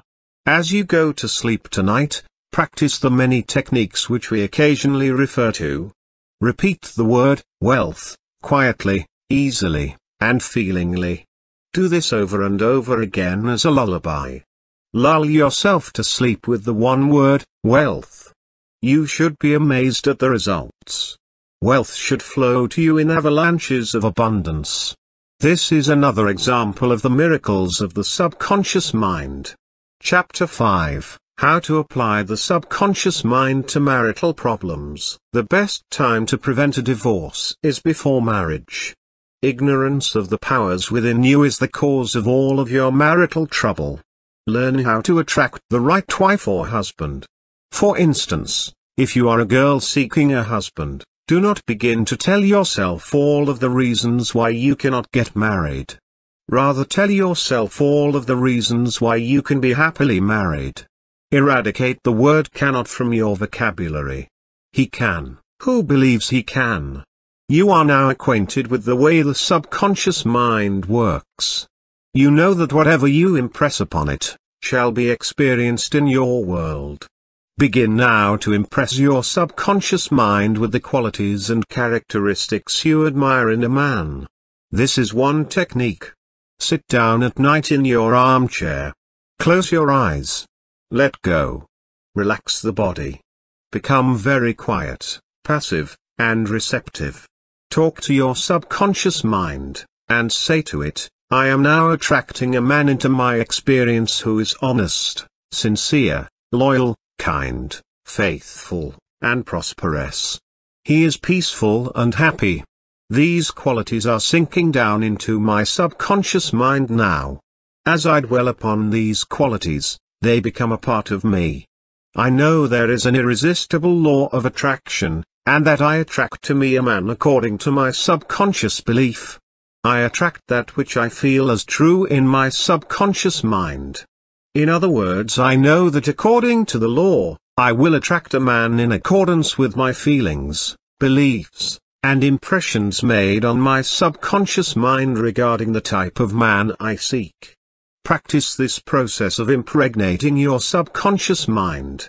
Then you will have the joy of attracting a man having the qualities and characteristics you mentally dwelt upon. The subconscious intelligence will open up a pathway whereby both of you will meet according to the irresistible and changeless law of your own subconscious mind. Have a keen desire to give the best that is in you of love, devotion, and cooperation. Be receptive to this gift of love which you have given to your subconscious mind. Marriage between man and woman should be an act of love. Honesty, sincerity, kindness, and integrity are forms of love. Each should be perfectly honest and sincere with the other. There is not a true marriage when the man marries a woman for her money, social position, or to lift his ego, because there is no sincerity or honesty there. The marriage is not of the heart. When a woman says, I am tired working. I want to get married, because I want security. Her premise is false. She is not using the laws of mind correctly. Her security depends upon her knowledge of the interaction of the conscious and subconscious mind and its application. For example, a woman will never lack for wealth or health if she applies the technique outlined in the respective chapters of this book. Her wealth can come to her independent of her husband, father, or anyone else. A woman is not dependent on her husband for health, peace, joy, inspiration, guidance, love, wealth, security, happiness, or anything in the world. Her security and peace of mind come from her knowledge of the inner powers within her, and her constant use of the laws of her own mind in a constructive fashion. Marrying for money or to get even with someone is, of course, a farce and a masquerade. A man and a woman must be subjectively united in the sense that a real love or sense of oneness prevails. In other words, two hearts are united in love, freedom, and respect. A number of people have said to me, "Oh, we love each other, why should we bother getting married?" The answer to this is extraordinarily simple. What we subconsciously feel and accept as true is always objectified or made manifest on the screen of space. Their reasoning, therefore, is false and insincere. The law of mind is, as within, so without. Let us take the case of a man or a woman who has made an honest mistake. She now finds herself married to a drug addict. He refuses to work. She has to support him. He is ruthless and cruel. It is true that due to her state of mind, she attracted that man. Yet she is not condemned to live in a world of misery brought about by her own mood or ignorance. Had she used her subconscious mind in the right way, this would not have happened. I am sure that if you fell into the gutter, slipped perhaps on a banana peel, it would be silly to condemn yourself and stay in the gutter. The obvious thing to do would be to get up out of the gutter, wash yourself, and keep on going. The woman herein referred to, packed her belongings, and left this man. She realized it was an intolerable situation. Surely this woman is not condemned to live with this man when their hearts and minds are miles apart. You can tie two people together with a rope, yet they can be as far apart as the poles in thought, feeling, and perspective. You are divorced mentally when your mind and heart are elsewhere. To stay together in such circumstances is chaotic from all angles. Marriage is a union of two hearts. There is no marriage where the hearts are not bound together in love and peace. Adultery takes place in the heart first. The heart is the seat of the emotions. If you are resentful, hateful, and critical of your partner, you have already committed adultery in your heart. To direct your mental and emotional operations along destructive and negative channels, is to commit adultery. Always remember the adulterous state takes place in the mind. Bodily acts follow mental states. They do not proceed. Perhaps as you read these pages, you are saying, "I know a young couple who got married recently. They both used the laws of mind. They seemed perfectly happy in every way. Now they are contemplating a divorce." The mental attitude which attracted and endeared them to each other must be maintained and strengthened, in order to preserve the marriage. If a disagreement arises or some slight argument occurs, and one of the partners engages the mind on a negative idea such as resentment or hostility, he is uniting with the error in his mind, and it is destructive to marital happiness. The little arguments and quarrels which married people engage in will not hurt. It is the sustained grudge or ill feeling which does the damage. When the harsh words said are all forgotten and forgiven a few minutes later, no harm has been done. It is when the feeling of being hurt is prolonged, that the danger lies. If a man begins to brood, grows morbid against his wife, because of the things she said or did, he is committing adultery, since he is mentally engaged in bitterness. This mood will endanger the marriage except he forgives and radiates love and goodwill to his partner. Let the man who is bitter and resentful swallow his sharp remarks. Let him go to great lengths to be considerate, kind, and courteous. He can deftly skirt the differences. Through practice and mental effort, he can get out of the habit of antagonism. Then he will be able to get along better not only with his wife, but with business associates also. Assume the harmonious state, and eventually you will find peace and harmony. Let us have a few remarks about the nagging wife. Many times the reason she is a nagger is because she gets no attention. Oftentimes it is a craving for love and affection. Give it to her. There is also the nagging type of woman who wants to make the man conform to her particular pattern.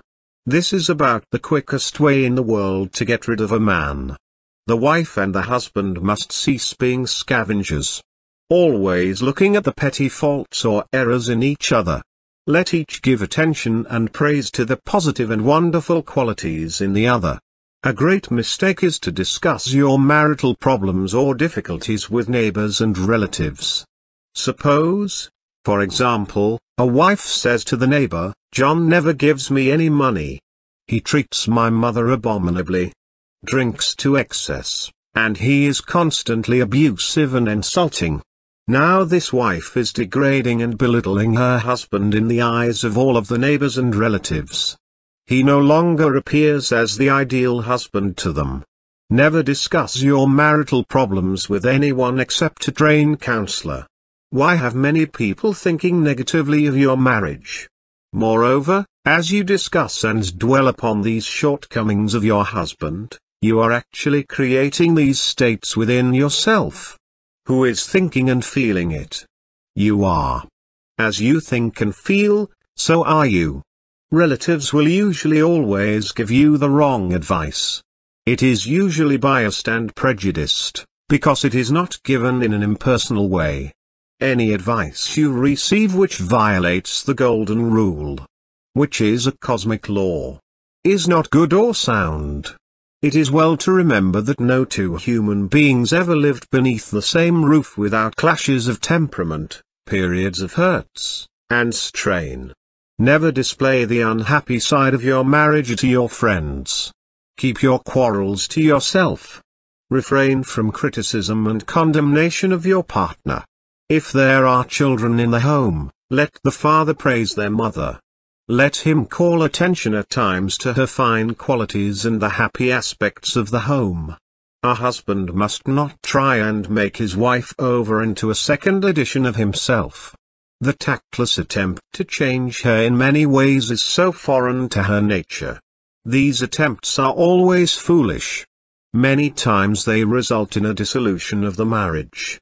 These attempts to alter her destroy her pride and self-esteem, and arouse a spirit of contrariness and resentment that proves fatal to the marriage bond. Adjustments are needed, of course, but if you have a good look inside of your own mind, and study your character and behavior, you will find so many shortcomings there to keep you busy the rest of your life. If you say, "I will make him over into what I want," you are looking for trouble and the divorce court. You are asking for misery. You will have to learn the hard way that there is no one to change but yourself. If you have a marital problem, ask yourself what it is you want. Then realize that you can achieve that goal. You would solve your marital problem in the same way as any other problem. Define clearly what you want. Then realize that what the mind engages in, it creates.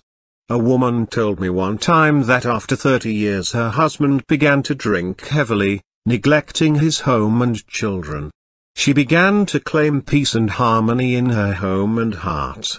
She paid no attention to the circumstances or conditions. She quietly engaged her mind on her goal, knowing that her subconscious mind would bring about and magnify what she gave her attention to. Harmony and peace were again restored after a few months' devotion to her true goal. This is an illustration of the miracles of the subconscious mind.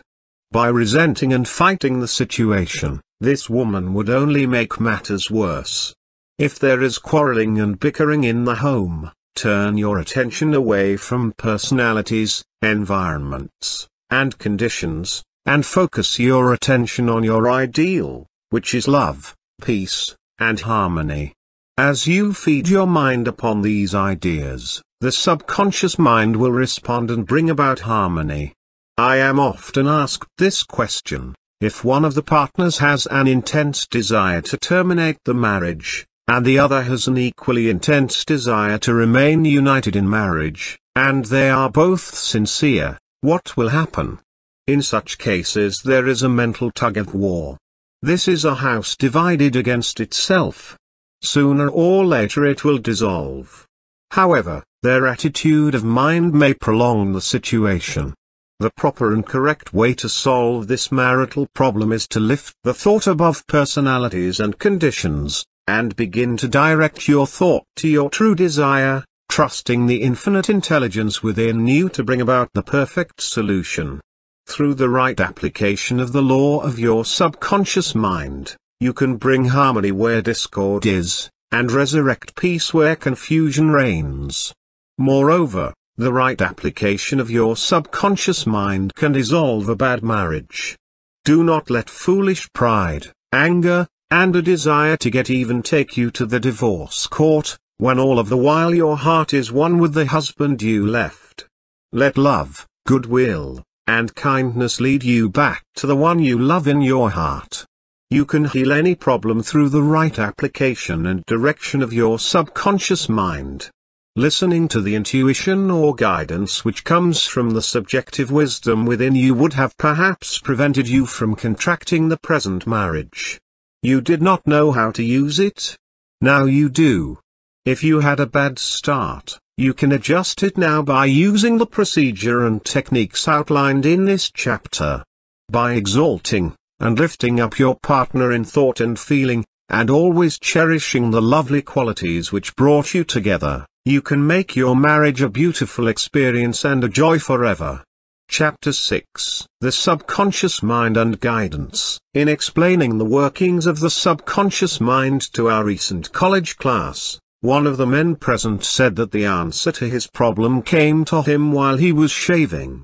The reason for this was that while he was shaving, he was relaxed. Then the wisdom and intuition of the subconscious mind came to the surface mind.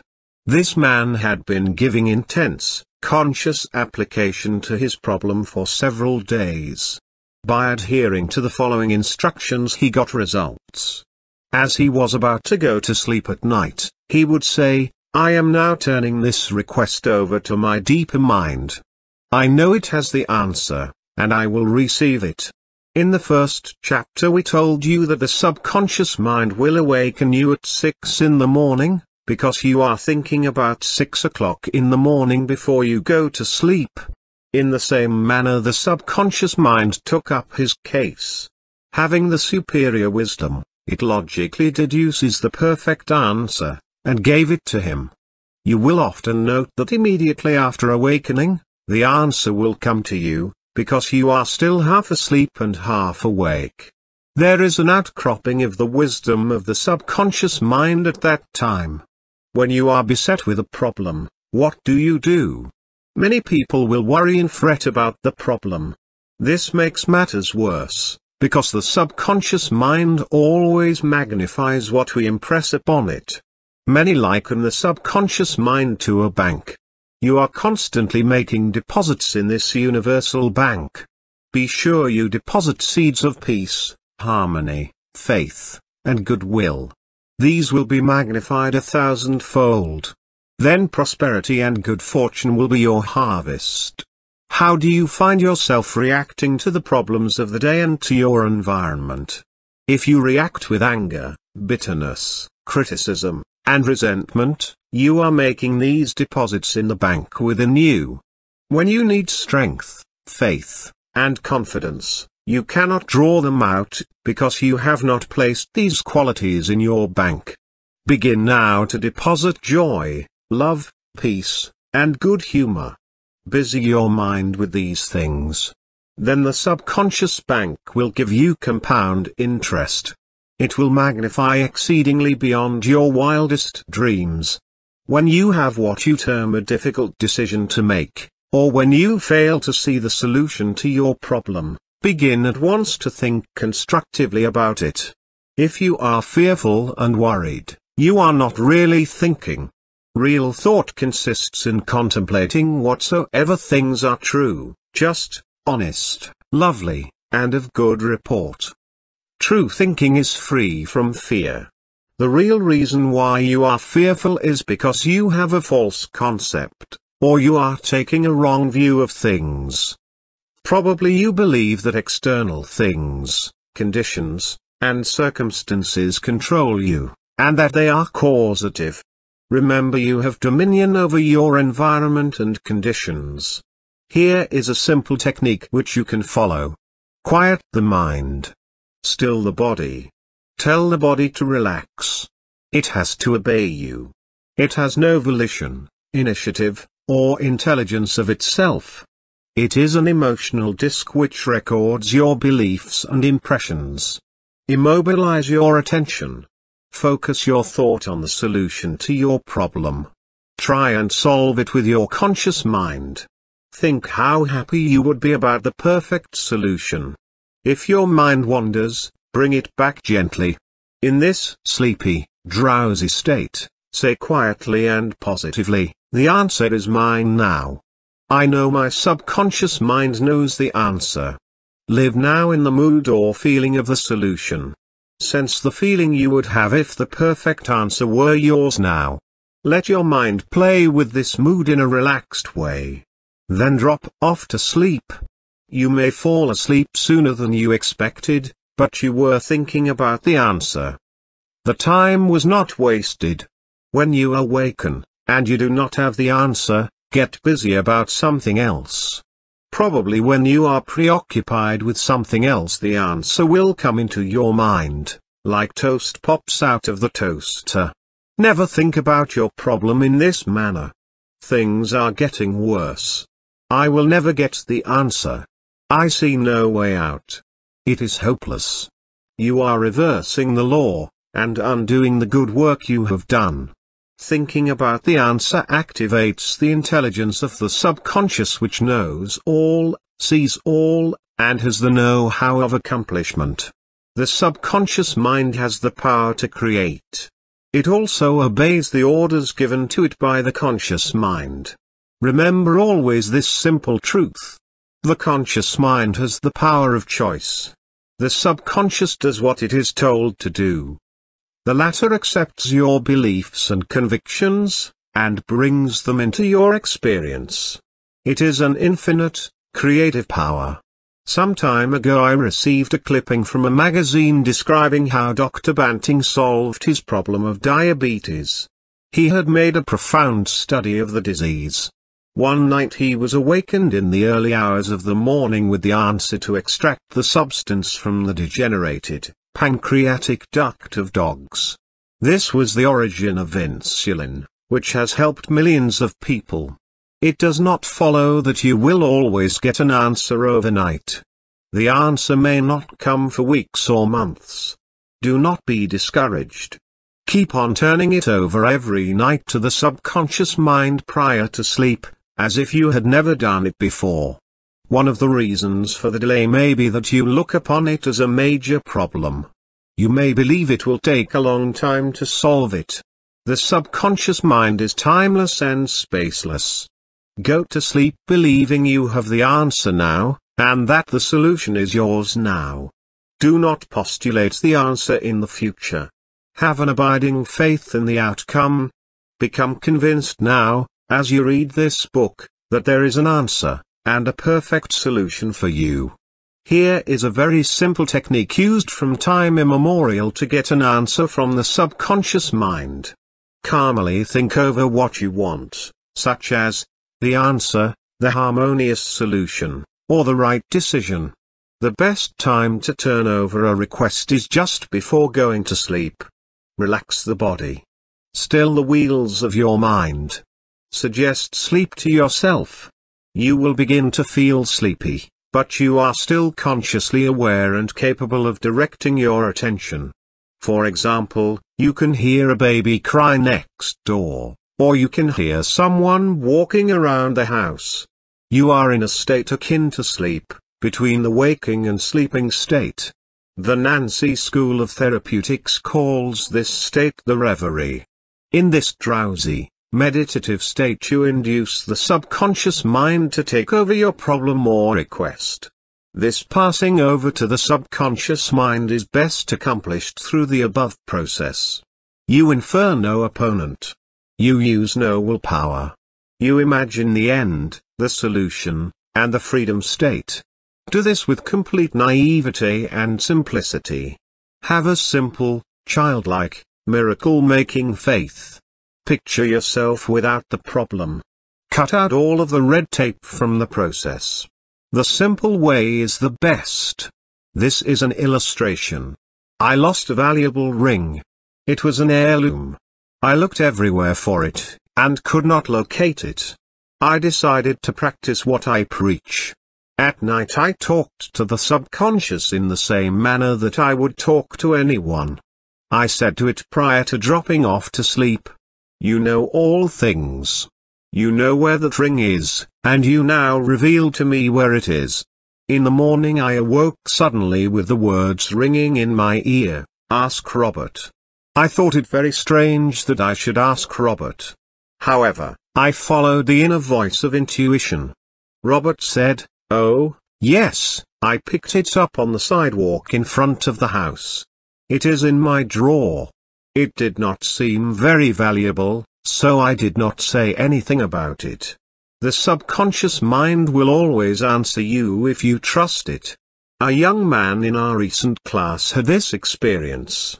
His father passed on to the next dimension, and apparently left no will. However, this man's sister told him that their father had confided to her that a will had been executed which was fair to all. All attempts to locate the will failed. During the closed class on the miracles of the subconscious mind, this young man put into practice what he heard. As he went to sleep, he said, "I now turn this request over to the subconscious mind. It knows just where that will is. It reveals it to me." Then he condensed his request down to one word, "answer," repeating it over and over again as a lullaby. He lulled himself to sleep with the word, "answer." This student had a dream that night, a very vivid, realistic dream, wherein he saw the name of a certain bank in Los Angeles and its address. He went there, found a safe deposit vault registered in the name of his father, which solved all of his problems. Your thought as you go to sleep arouses the powerful latency which is within you. For example, let us suppose you are wondering whether to sell your home, buy a certain stock, sever partnership, move to New York or stay in Los Angeles, dissolve the present contract or take a new one. Do this. Sit quietly in your armchair or at the desk in your office. Remember that there is a universal law of action and reaction. The action is your thought. The reaction is the response from your subconscious mind. The subconscious mind is reactive and reflexive. This is its nature. It rebounds, rewards, repays. It is the law of correspondence. It responds by corresponding. As you contemplate right action, you will automatically experience a reaction or response in yourself.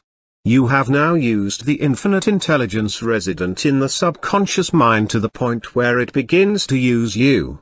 From then on, your course of action is directed and controlled by the subjective wisdom within you, which is all-wise and omnipotent. Your decision will be right. There will only be right action, because you are under a subjective compulsion to do the right thing. I use the word compulsion, because the law of the subconscious is compulsive. Our subconscious convictions and beliefs dictate and control all of our conscious actions. The secret of guidance or right action is to mentally devote yourself to the right answer, until you find its response in you. The response is a feeling, an inner awareness, an overpowering hunch whereby you know that you know. You have used the power to the point where it begins to use you. You cannot possibly fail or make one false step while operating under the direction of the subjective wisdom within you. Think of a garden. Then you will understand the twofold aspect of mind, and the subjective law by which it operates. The conscious mind plants the seed in the soil. It decides what kind of seed shall be planted.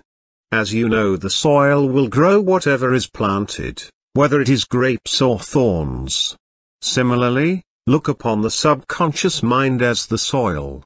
It contains all of the elements necessary and essential for growth. Again, let us realize it is the nature of the soil to bring forth, but as you know, it is not the slightest bit interested in what it brings forth. It does not care whether it brings forth a pear tree or an apple tree. All of the laws of nature would be violated should the soil refuse to produce or grow poisonous plants. Exactly the same thing is true of the subconscious mind. It is a doer. It never questions or talks back to you. It accepts what you deposit in it, and produces it in your experience whether it is good or bad. Learn to use your subconscious mind constructively, wisely, and judiciously. I want to stress this important fact. You will always receive guidance in respect to the subject in which you think about the most. The subconscious mind is impersonal and no respecter of persons. If, by illustration, you begin to think about how you can set fire to a certain building without being detected, ideas and thoughts will come to you for the evil and destructive uses of fire. The universal energy or power in and of itself is perfectly harmless. However, you can use it for constructive or destructive purposes. Let us take the atomic energy about which we read so much. It is perfectly harmless. You know very well it is in the mind of man that the danger of atomic energy lies. He can use the atomic energy to warm or light a house or destroy thousands of people. You receive guidance in accordance with what you habitually think about. If you think and dwell upon fears, troubles, and failure, you will be guided in the wrong direction, and more chaos and confusion will be experienced by you. Take this great thought, and dwell upon it. There is nothing to fear in all of the universe. You have the power of control through the wise use of your subconscious mind. Sit down quietly now, and think of a beautiful lake on top of a mountain. It is a still, quiet night. On the surface of the quiet, placid lake you see mirrored the stars, the moon, and perhaps the trees nearby. If the lake is disturbed, you will not see the stars or the moon. Similarly, quiet your mind, relax, and let go. Think of peace and stillness. Then over the mirrored waters of your mind will move the answer to your question. Chapter 7, Overcoming Fear Through the Subconscious Mind. Emerson said, "Do the thing you fear, and the death of fear is certain." There was a time when the writer of this chapter was filled with unutterable fear when standing before an audience. The way I overcame it was to stand before the audience. Do the thing I was afraid to do, and the death of fear was certain. When you affirm positively that you are going to master your fears, and come to a definite decision in your conscious mind that you are going to overcome, you release the power of the subconscious which flows in response to the nature of your thought. One of our students told me that he was invited to speak at a banquet. He said he was panic-stricken at the thought of speaking before 1,000 people. He overcame the fear this way. For several nights he sat down in an armchair for about 5 minutes and said to himself slowly, quietly, and positively, "I am going to master this fear. I am overcoming it now. I speak with poise and confidence. I am relaxed and at ease." He operated a definite law of mind and overcame his fear. The subconscious mind is amenable to suggestion and controlled by suggestion. When you still your mind and relax, the thoughts of your conscious mind sink down into the subconscious through a process similar to osmosis, whereby fluids separated by a porous membrane intermingle. As these positive seeds or thoughts sink into the subconscious area, they grow after their kind, and you become poised, serene, and calm. A young lady was invited to an audition. She had been looking forward to the interview. However, on 3 previous occasions she failed miserably due to stage fright. Here is the very simple technique which I gave her. Remember, this young lady had a very good voice, but she was certain when the time came for her to sing that she would be seized with stage fright. The subconscious mind takes your fears as a request, proceeds to manifest them, and bring them into your experience. On 3 previous auditions she sang wrong notes and finally broke down. The cause, as previously outlined, was an involuntary autosuggestion, i.e. a silent fear thought emotionalized and subjectified. She overcame it by the following technique. 3 times a day she isolated herself in a room. She sat down comfortably in an armchair, relaxed her body, and closed her eyes. She stilled the mind and body as best she could. Physical inertia favors mental passivity, and renders the mind more receptive to suggestion. She counteracted the fear suggestion by its converse, saying to herself, "I sing beautifully, I am poised, serene, confident, and calm." She repeated this statement slowly, quietly, and with feeling from 5 to 10 times at each sitting. She had 3 such sittings every day and 1 immediately prior to sleep. At the end of a week she was completely poised and confident, and gave a remarkable, wonderful audition. Carry out the above procedure with assurance and conviction, and the death of fear is certain. Occasionally young men from the local university come to see me, and also school teachers, who seem to suffer from suggestive amnesia at examinations. The complaint is always the same.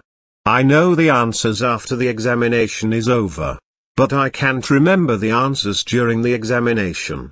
The idea which realizes itself is the one to which we invariably give concentrated attention. I find that each one is obsessed with the idea of failure. Fear is behind the temporary amnesia, and is the cause of the whole experience. One young medical student was the most brilliant in his class.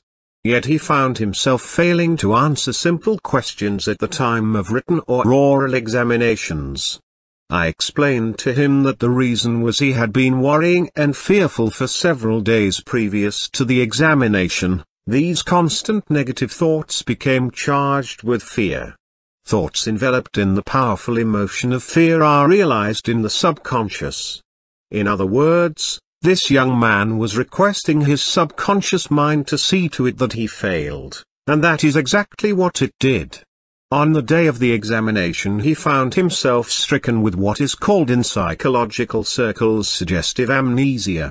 A French psychologist named Bourdieu said, "What we have to work for in overcoming fear is education of the imagination." Here is how the young man overcame his fear. He learned that his subconscious mind was the storehouse of memory, and had a perfect record of all he had heard and read during his medical training. Moreover, he learned that the subconscious mind was responsive and reciprocal. The way to be en rapport with it was to be relaxed, peaceful, and confident. Every night and morning he began to imagine his mother congratulating him on his wonderful record. He would hold an imaginary letter from her in his hand and read congratulatory words. He would also feel the letter in his hand. As he began to contemplate the happy result, he called forth the corresponding or reciprocal response or reaction in himself.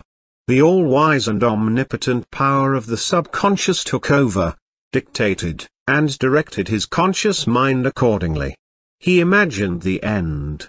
When he imagined and felt the end, he willed the means to the realization of the end. Following this procedure he had no trouble passing subsequent examinations. In other words, the subjective wisdom took over, compelling him to give an excellent account of himself. The law of the subconscious mind is compulsion. There are many people who are afraid to go in an elevator, climb mountains, or even swim in the water. It may well be that the individual had unpleasant experiences in the water in his youth, such as having been thrown forcibly into the water without being able to swim. I had an experience when I was about 10 years of age. I fell accidentally into a pool and went down 3 times. I can still remember the dark water engulfing my head, and my gasping for air until another boy pulled me out at the last moment. This experience sank into my subconscious mind. For years I feared the water. An elderly psychologist said to me, "Go down to the swimming pool, look at the water, and say out loud in strong tones, 'I am going to master you, I can dominate you.' Then go into the water, take lessons, and overcome it." This I did. I learned that when you do the thing you are afraid to do, fear disappears. It was only a shadow in my mind. When I assumed a new attitude of mind, the omnipotent power of the subconscious responded, giving me strength, faith, and confidence, enabling me to overcome. I used the subconscious mind to the point where it began to use me. Following is a process and technique for overcoming fear which I teach from the platform. It works like a charm. Try it. Suppose you are afraid of the water, or a mountain, an interview, an audition, or you fear closed places. If afraid of swimming, begin now to sit still for 5 or 10 minutes, for 3 or 4 times a day, and imagine you are swimming. Actually, you are swimming in your mind. It is a subjective experience. Mentally you have projected yourself into the water. You feel the chill of the water and the movement of your arms and legs. It is all real, vivid, and a joyous activity of the mind. It is not idle daydreaming, for you know what you are subjectively experiencing in your imagination will be developed in your subconscious mind. Then you will be compelled to express the image and likeness of the picture you impressed on your deeper mind. This is the law of the subconscious. As you continue to discipline your mind this way, you are mentally immersed in the water and happy in it, consequently the fear passes. You will enter the water physically. I might say you will be compelled to give a good performance. You have consciously called upon the wonderful power of your subconscious, which is all-wise and powerful. This power controls you and governs you according to the nature of your call or request. This is a wonderful thing to know and a marvelous thing to do.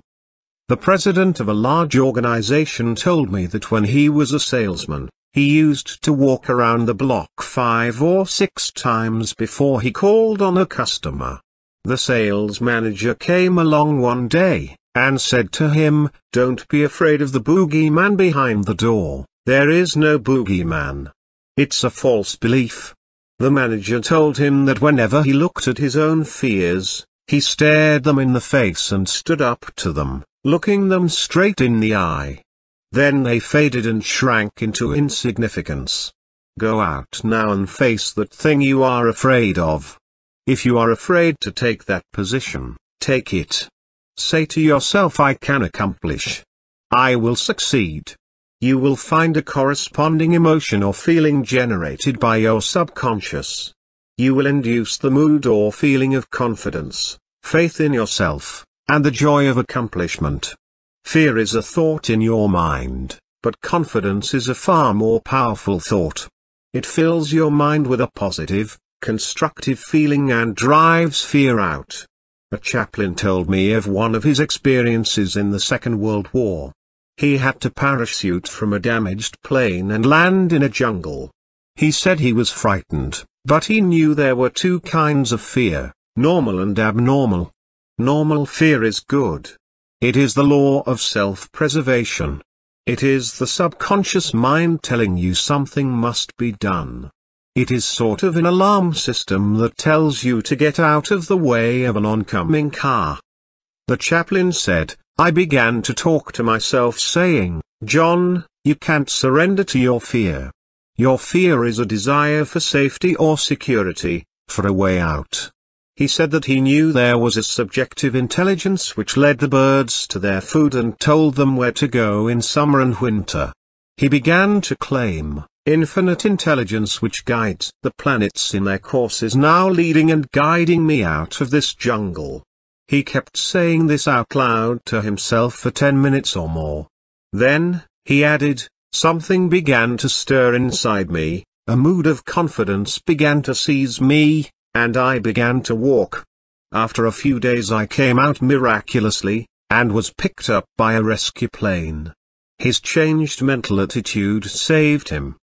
His confidence and trust in the subjective wisdom and power within him was the solution to his problem.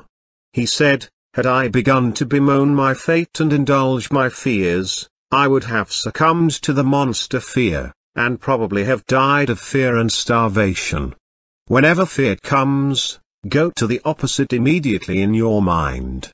To indulge in fear thoughts constantly and to engage your mind constantly with negative thoughts result in abnormal fear, obsessions, and complexes. To engage the mind with all the difficulties of your problem will only instill more fear until it assumes a size of catastrophic proportions.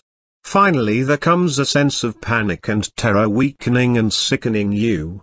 You can overcome fear of this nature when you know that the power of your subconscious can always change the objective conditions. Go within, claim, and feel you're good. The solution. Know there is an infinite intelligence which responds and reacts to your thought and feeling. Imagine the end. Feel the thrill of victory. What you subjectively feel and imagine as true is the inner evidence of what will take place objectively. Your subconscious can free you. When fear thoughts come, contemplate the solution, the happy ending. Never fight negative or fearful thoughts. Always turn on the lamp of love, peace, and confidence within you. Most of our fears are imaginary. The general manager of an organization told me that for 3 years he feared he would lose his position. He was always imagining failure. The thing he feared did not exist, save as a morbid, anxious thought in his own mind. His vivid imagination dramatized the loss of his job until he became nervous and neurotic. Finally he lost his position. He was asked to resign. Actually he dismissed himself. His constant, negative imagery and fear suggestions to his subconscious mind caused the latter to respond and react accordingly. It made him make mistakes and foolish decisions which resulted in his failure as a general manager. The thing this man feared did not exist. His dismissal would never have happened had he immediately moved to the opposite in his mind. No thought or concept, constructive or negative, can ever manifest except we emotionalize such concepts. The thoughts, concepts, and ideas have to penetrate the subconscious before they can affect us for good or evil. If you look back in your life, you will agree with the writer that most of your fears, worries, and anxieties never came to pass. The reason for this was that you did not retain them long enough. Likewise, you did not charge them with a deep emotion. The general secret of banishing fear is to constantly fill your mind with constructive and positive thoughts. Fill the mind with thoughts of love, peace, and harmony. Give attention to your goal, ideal, the positives, the things you wish to experience in life.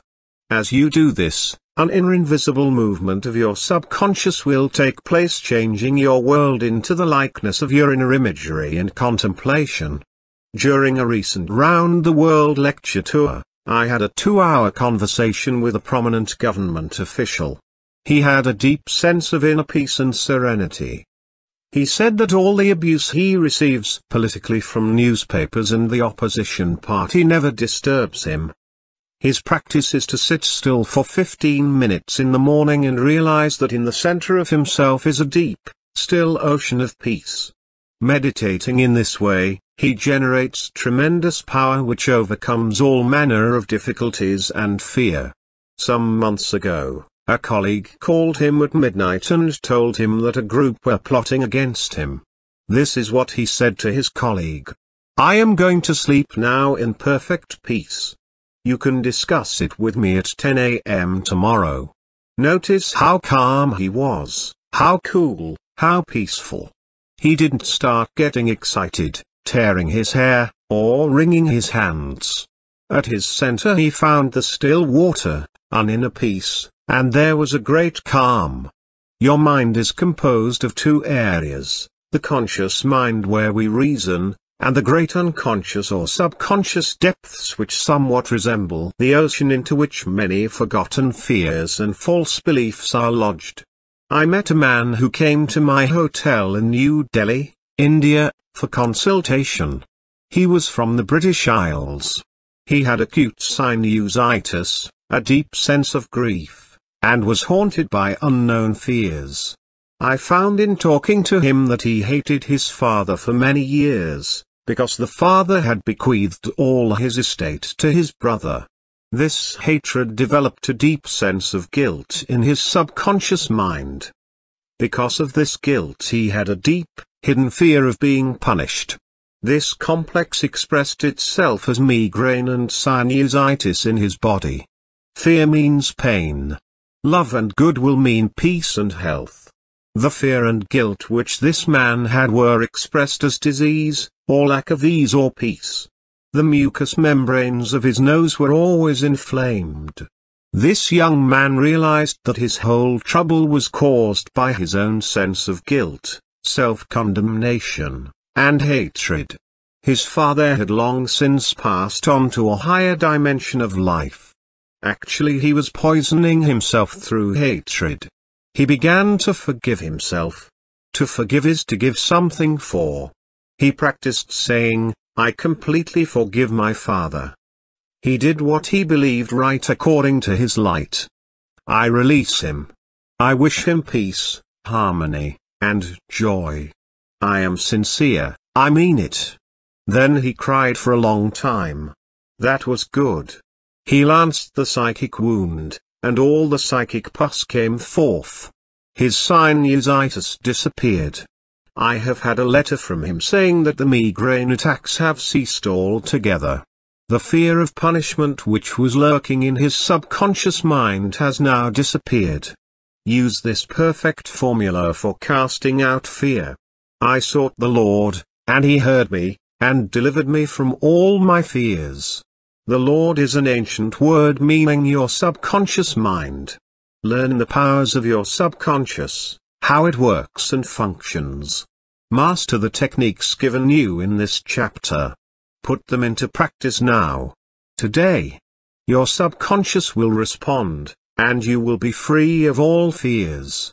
I sought the Lord, and he heard me, and delivered me from all my fears. This is the end of The Miracles of Your Mind, by Joseph Murphy. Thanks for listening. Please subscribe, if you liked this video, other videos, or would like to be made aware of future uploads. When subscribing, you may also want to remember to set your subscription settings to email every time a new video is uploaded. I believe that you are not instantly notified unless you have set up that option in your account. So, be sure to do that. Also, I would appreciate any donation that you can make to the channel and New Wellness Living, personal wellness and green living advocacy. The donation link is included in every video description. Any contributions would be appreciated. I love to do these videos, increase wellness for people around the world, and share information that can help transform our lives. I also like to get other people involved and be active in the global community, working with people. New Wellness Living appreciates every contribution that supports the time and energy taken to make resources, like this, available to people who are continually searching for more. Let's keep the wealth circulating, growing, sharing, and living the best life possible, knowing that when we give, we allow the free flow of receiving. Thank you so much, and I appreciate the opportunity to interact with you.